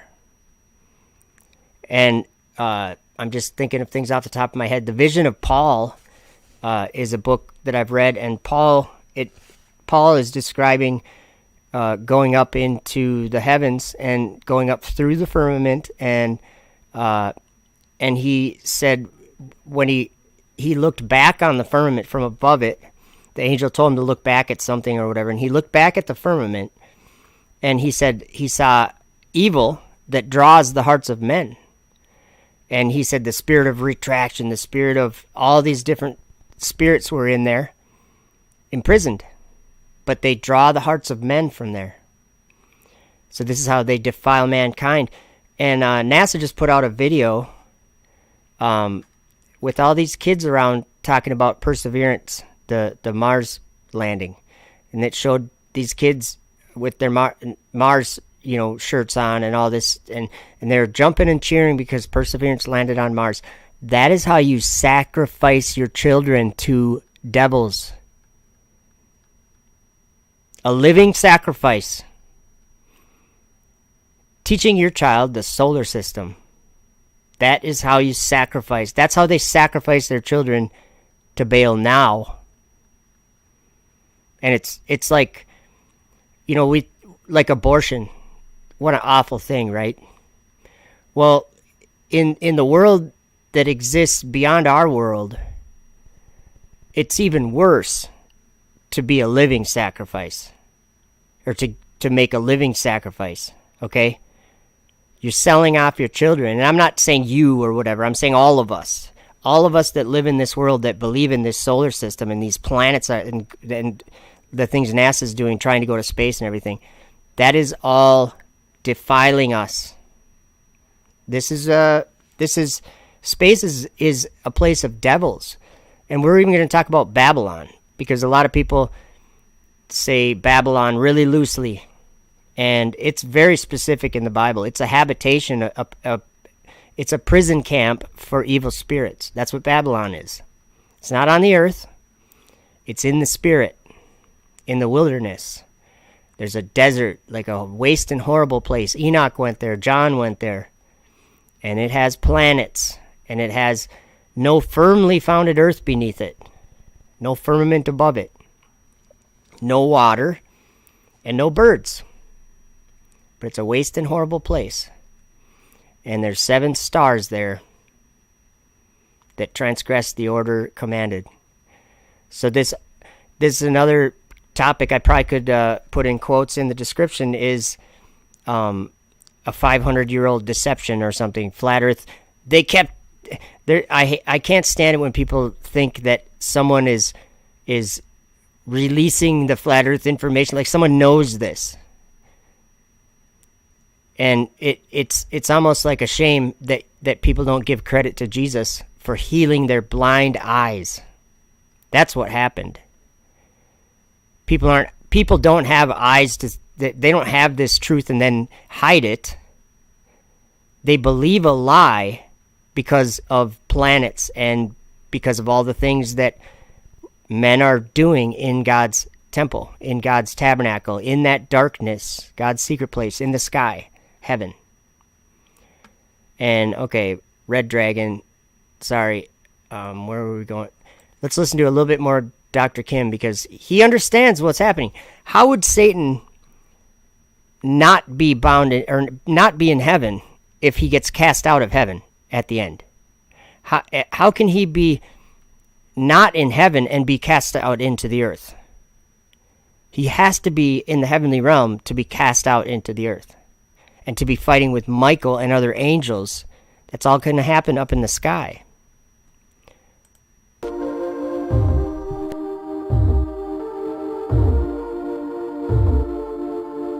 But remember, the Bible says he's the prince of the power of the air. Now, these satellites, I mean, if they're all the way up there at outer space, could the devil have a play in that one? Well, they mentioned about one time where they launched a thing called Dragon. And liftoff. And I beheld another beast coming up out of the earth. Liftoff of the SpaceX Falcon 9 rocket. And he had 2 horns like a lamb. It's a 2-stage rocket. And he spake as a dragon.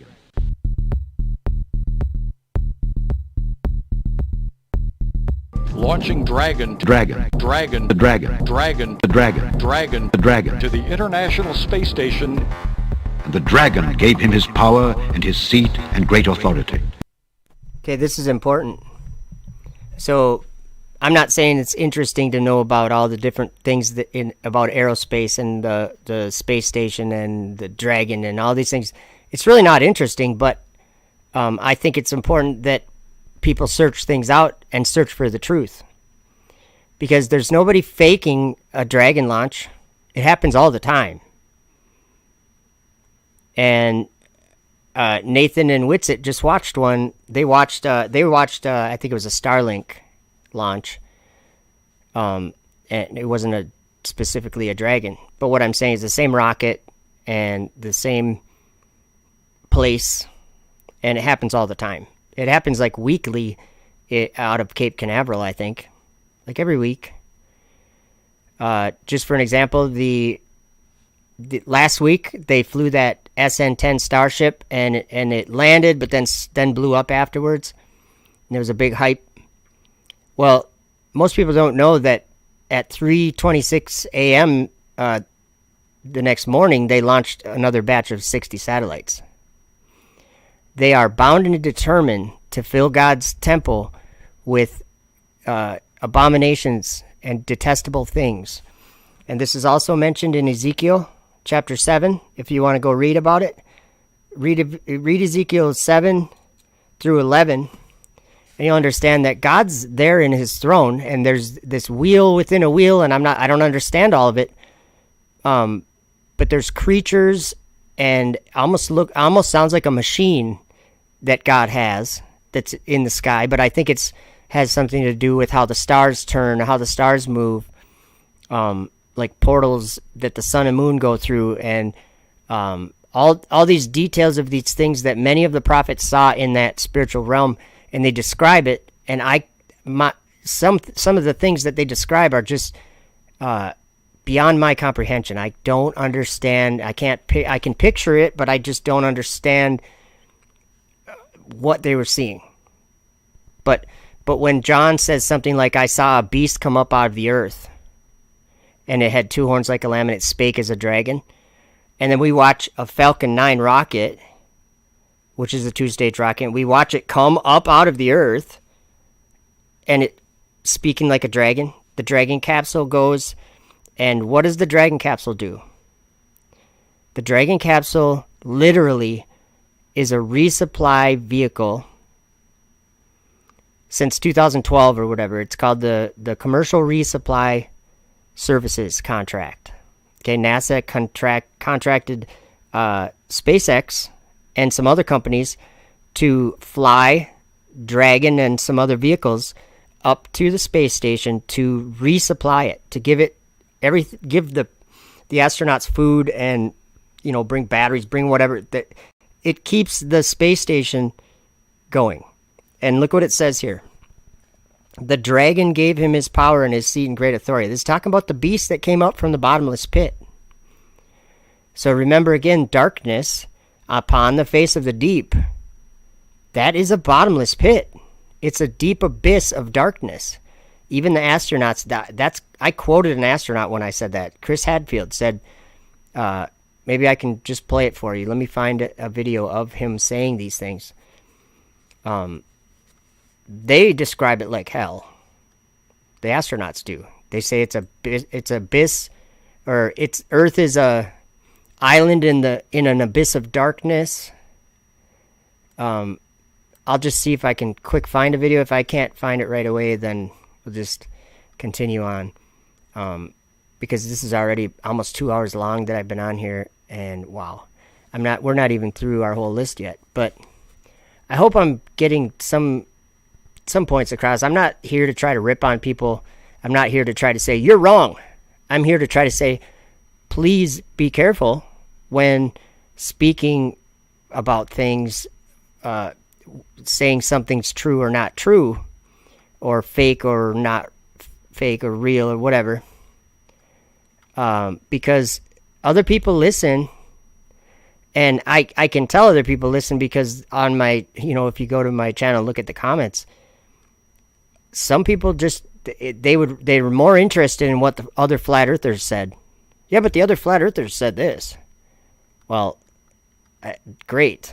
But like, just for example, and again, I love Bob. I'm not ripping on Bob. I have nothing against Bob. But if he's telling people there's no footage of the ISS being constructed or, being built, it's clearly not true.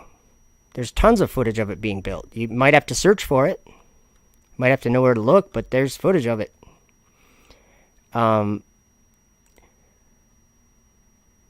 Okay, I'm not going to worry about that video. It's probably in this video somewhere, but let's listen to a little bit more of this. Dragon blasted to space. The Dragon. Dragon is expected to stay attached to the space station until October 28th. And they worshipped the Dragon which gave power unto the beast. Dragon is currently the only craft capable of returning a significant amount of supplies from the station. Which is very interesting. That name, Dragon.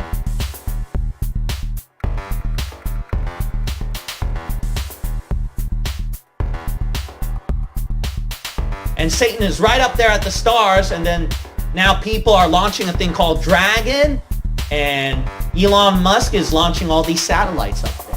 Could there be a connection, maybe? Well, with this next prediction, it's probably true. The next thing, the third thing, is that he's actually, believe it or not, he's trying to hit for the moon now. Remember, it says that this mouth would speak great words of blasphemy against the Most High and against his name and his tabernacle and them that dwell in heaven. What kind of bigger blasphemy is there than saying, no, I'm going to go there. God ain't there. I'm going to go there with my spaceship. I'm going to go to the moon. We're going to go to Mars. We're going to start a civilization there. This is the Antichrist, guys. I don't know how people don't see that, but I've seen it for like 4 years. I've been making videos about Elon Musk, pointing out the things that he's saying, that we should live among the stars, when the Bible says that the people say that they live among the stars, God will throw them down because that's his place. God looks from above, or what is it? It is he that sits above the circle of the earth, not Elon Musk, not NASA, but it's Lucifer that wants to. If you guys remember, I don't know if you saw this video, I'm not going to play the whole thing, but I'm going to play a little portion of it about Lucifer and what he wants. It says in the book of Isaiah that he wants to ascend into heaven. So what does NASA want to do? They say we will ascend into heaven. That's what they want to do. That's what SpaceX wants to do. That's the whole point of their companies, or of space agencies and these kind of companies. There's only one goal, and it's to ascend into heaven. And look at NASA. They even have videos called Our Palace in the Sky. Well, Lucifer also said he will ascend into heaven, and he said, I will exalt my throne above the stars of God. Isn't it funny that all these things are so if you look at them as coincidence, or I hear other people saying, no, they're trying to match the Bible. Like when I'm like, I didn't name the thing Dragon. I didn't name the spacecraft Dragon. well, Elon Musk would be doing that because he's trying to match it up with Scripture to deceive. And I'm like, no. Elon Musk thinks he's doing a good thing for the world. That's what Elon Musk thinks. Same with NASA. Same with everybody that works at NASA. They're trying to do their job because they believe in something. So that the two kinds of being deceived, or faking space, whatever you want to call it, there's just what the Bible says, that the devil, Satan, deceived the whole world. It does not say in the Bible that Satan, that devil called Satan, deceived the whole world except for a room of elite men, or except for some Freemasons that work at NASA. That's not what it says. He deceived the whole world. And any flat earther should be able to look at this and say, well, he deceived me, because every single one of us admits we've been deceived.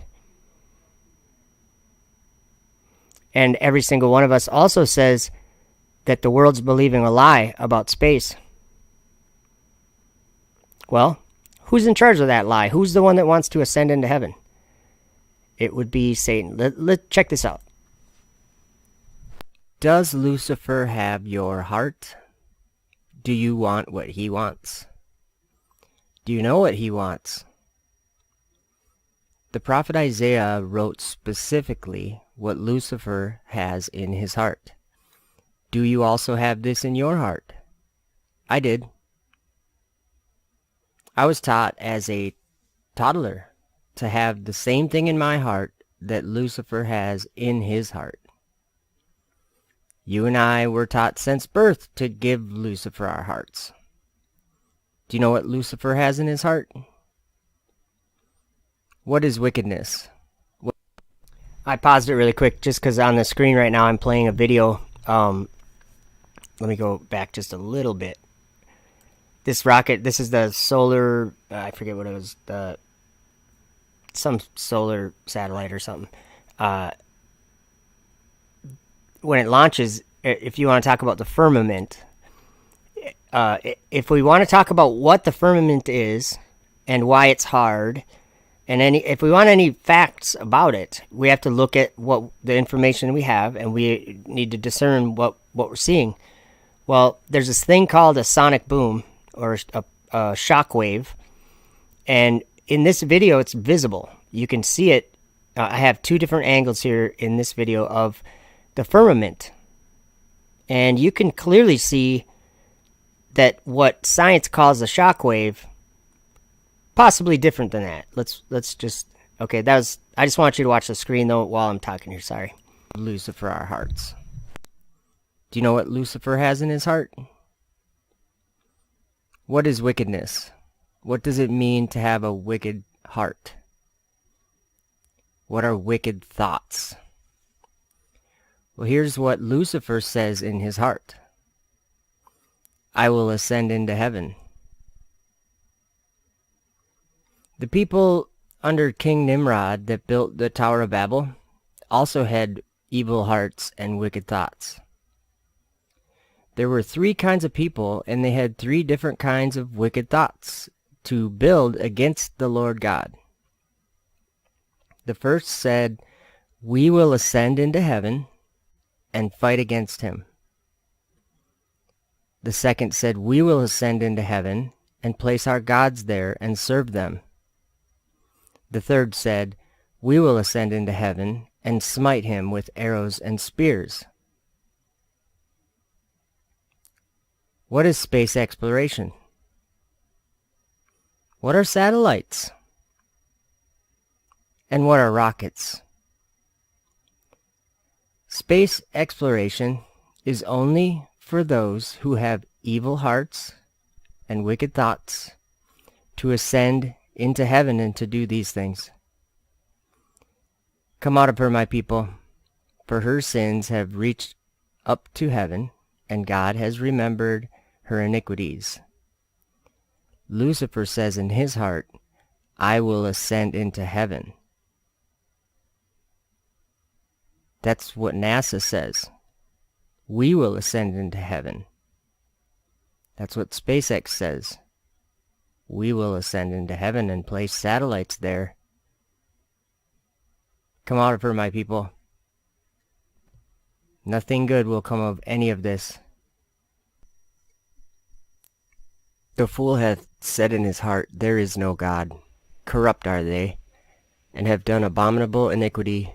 There is none that doeth good. God looked down from heaven upon the children of men to see if there were any that did understand, that did seek God. Every one of them is gone back, they are altogether become filthy.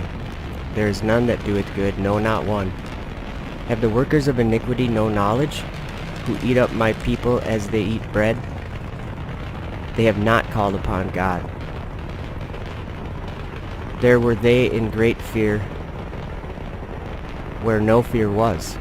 For God hath scattered the bones of him that encampeth against thee. Thou hast put them to shame, because God hath despised them. Oh, that the salvation of Israel were come out of Zion. When God bringeth back the captivity of his people, Jacob shall rejoice, and Israel shall be glad.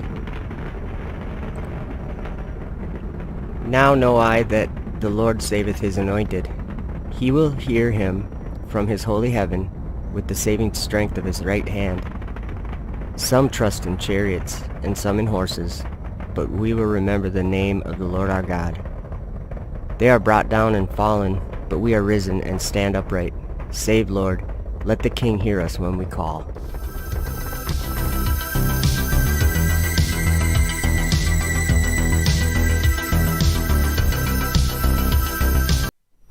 Okay, this is what the story in the Bible that all the prophets told. It's happening in reality. So, remember when I said in there that her sins have reached up to heaven? This wickedness that the Tower of Babel, the people at Tower of Babel had in their hearts? It was a transgression for them to build the tower. Just the same as it's a transgression for NASA to send a rocket up higher than the tower. But see, in Genesis 11, when they built the tower, God came down and he confounded the language. And so they all spoke a different tongue, and they weren't organized, and the building ceased to happen, and it was actually destroyed in 3 different ways. I can't specifically remember. The book of Jasher is more of a detailed account of that. But in Genesis 11, God came down and he said, "This is the people are of one tongue and one language, and this is what they do." Like, I think he was actually surprised. Like, this is what they do. And he said, now, and this is important, guys, when people say, no, God made the firmament, no man can go through it. Just, has a man ever imagined to go through it? Because that means a man's going to go through it, okay? God said, now nothing will be restrained from them, which they have imagined to do. And now we have Google Translate. We are a world that has one language and one tongue.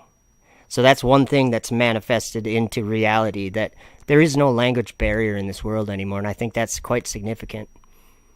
So that, the firmament is hard at a high velocity. Just like the way I understand it, let me try to explain just my own words in a very simple way what I see, okay? Let's start at the ground beneath our feet. Look at the room you're in. The ground is solid, stable. It's always been rock solid, not moving. It's never moved your whole life. You count on that every day. If it was moving, I'd be terrified. Like, I think an earthquake, people would be terrified. And then the globe people want to say, well, would you feel it if it was moving at a constant rate? You wouldn't feel it because it wouldn't change velocity. You need a change in velocity to feel the acceleration. Okay, all your excuses are great, but it still doesn't say anything about the ground in the room that you're in not moving. It's stationary, as far as any of us can tell. And this is another thing. People say flat earth is crazy. You know what? Those people that say flat earth is crazy, every single one of them, along with 7.5 billion people in the world, every single one of us alive observes a flat and stationary ground beneath us. So the people that want to say that their ring laser gyroscope picks up 15 degrees of rotation, which to me is becoming more of a joke when I think about that. It doesn't pick up rotation, it picks up movement. But the way that they're using it there is over a long period of time, and I don't think that it's accurate. But that's beside the point. They're going to choose that over 7.5 billion people's observations. Unargued observations. You call anyone that you know right now and ask them if the floor is moving. Is your kitchen floor rotating on the Earth's axis? No, it's not. So everybody alive in the world observes and perceives only a flat and stationary Earth. But we're the crazy ones. Okay, makes sense. Let me see if... let me try to go back to this list and see if I can find one other thing. Okay, they lie to the world. Landing rockets are CGI. Okay, that's an easy one. No, they're not. Florida is my witness. The millions of people in Florida that watch it, film it, put it up on YouTube. It's ridiculous to think that landing rockets is CGI. I don't even know why I would have to say that, because we have a public place. I think Witsit Gets It said he was going to be in Melbourne, Florida. You'll hear it from Melbourne, Florida.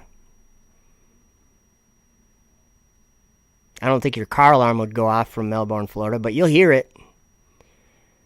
What I'm saying is, Nathan and Austin just watched a rocket launch. They couldn't see the landing, and actually that launch, the landing didn't happen. It failed. It missed the barge or whatever, but they was out at sea. But when they do land them, Red's Rhetoric has filmed it several times. He's filmed it from launch to landing, all one shot. You can watch the separation, you can watch it come back. It's just a matter of researching. So if you say it's CGI, it's hard for me to actually take you seriously in saying that. There's a place called Florida. Go take a vacation and go watch one land. Okay. Planets don't exist. I think I understand what people are saying when they're saying that. They're saying there's no places up there. They're lights. And I agree with that. They're angels. They're angelic beings that look like what we see in our telescope. They look like planets, or whatever we were taught as planets in a solar system. But the solar system is only in your frontal lobe. Nobody ever saw the solar system. You tell me, from 7 in the morning till 7 at night, do you see a solar system from your house? No. You see the sun come up in the east, go over your head, and go down in the west. That's what you see. And then at night, you'll see planets and stars moving in very much the same way.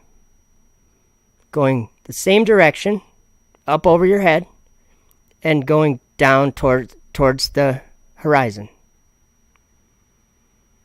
Interesting, huh? Almost as if the whole sky was moving. But planets, they're just deceiving spirits. They take those forms in order to defile and draw the hearts of mankind. Because they're in a prison, and that's all they can do from there.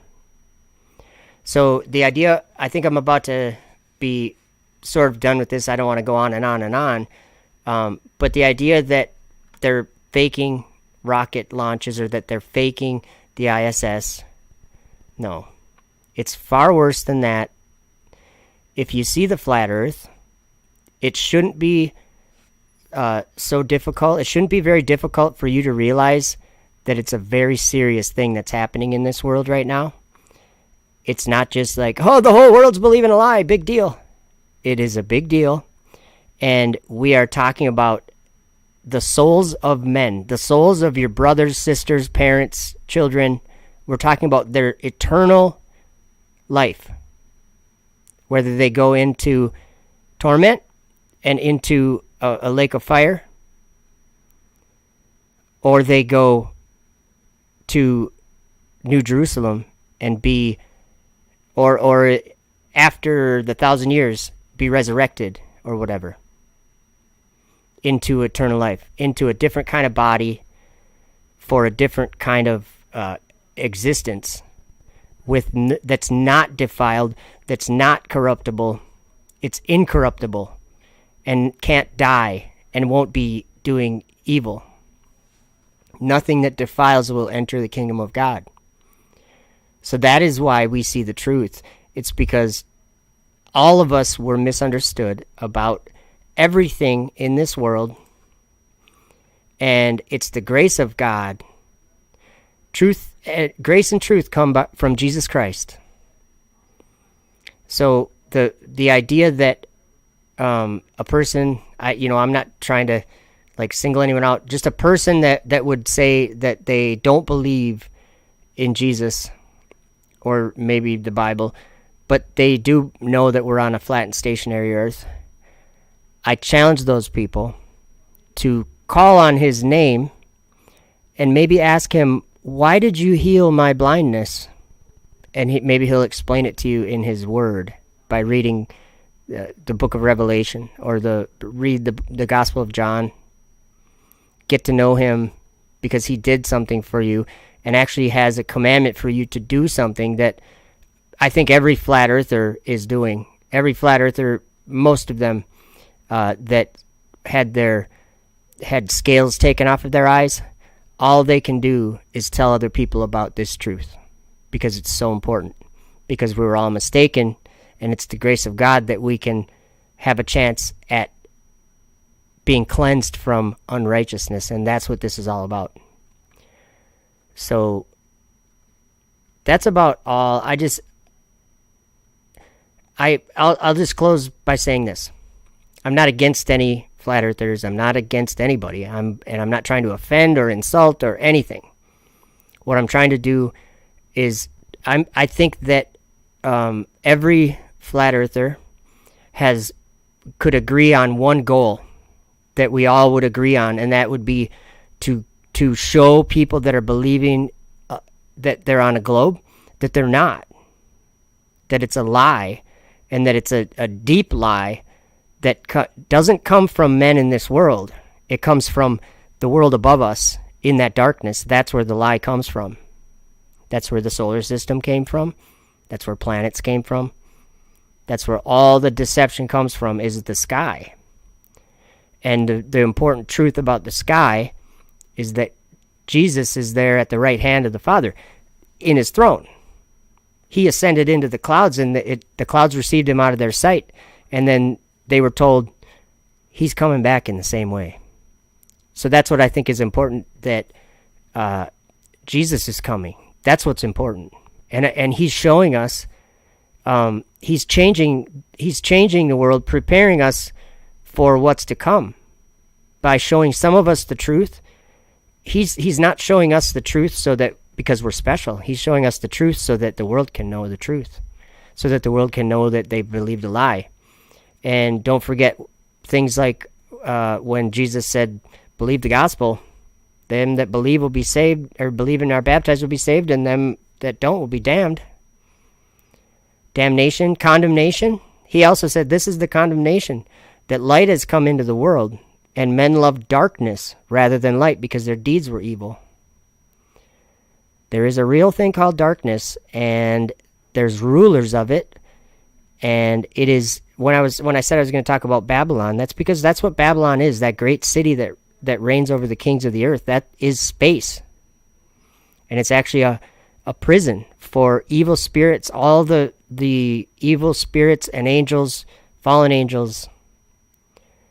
And they're deceiving us, or they're deceiving our world. And so there's one thing that's interesting that First Peter says, that salvation is revealed in the last time. And I believe that this is part of salvation, is to come to the truth Paul also wrote in 2 Thessalonians that about the truth. Let's see, what did he say? They had pleasure in unrighteousness and didn't receive the love of the truth, that they might be saved.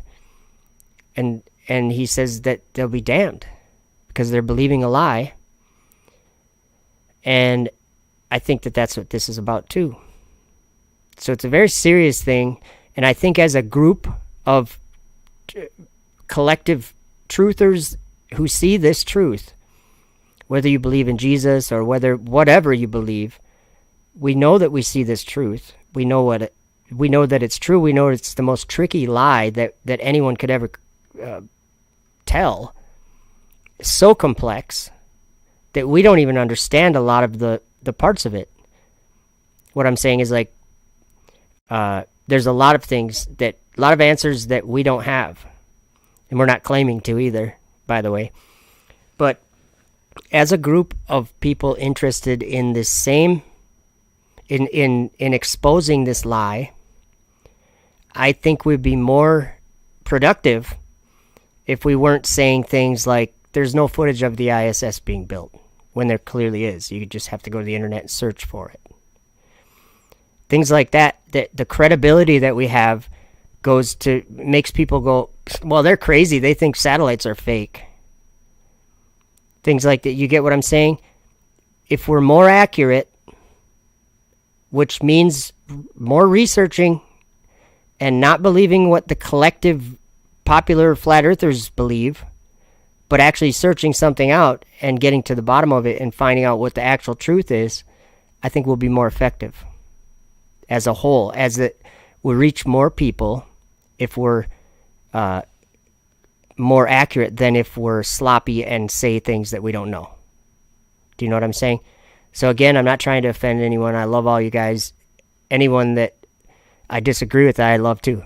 It doesn't matter whether we agree on everything. But there is one thing that most of us, a lot of us agree on, and that is that there's a lie, and it's the globe. All right, guys, have a good night. Love you all, and thank you for listening. Have a good week.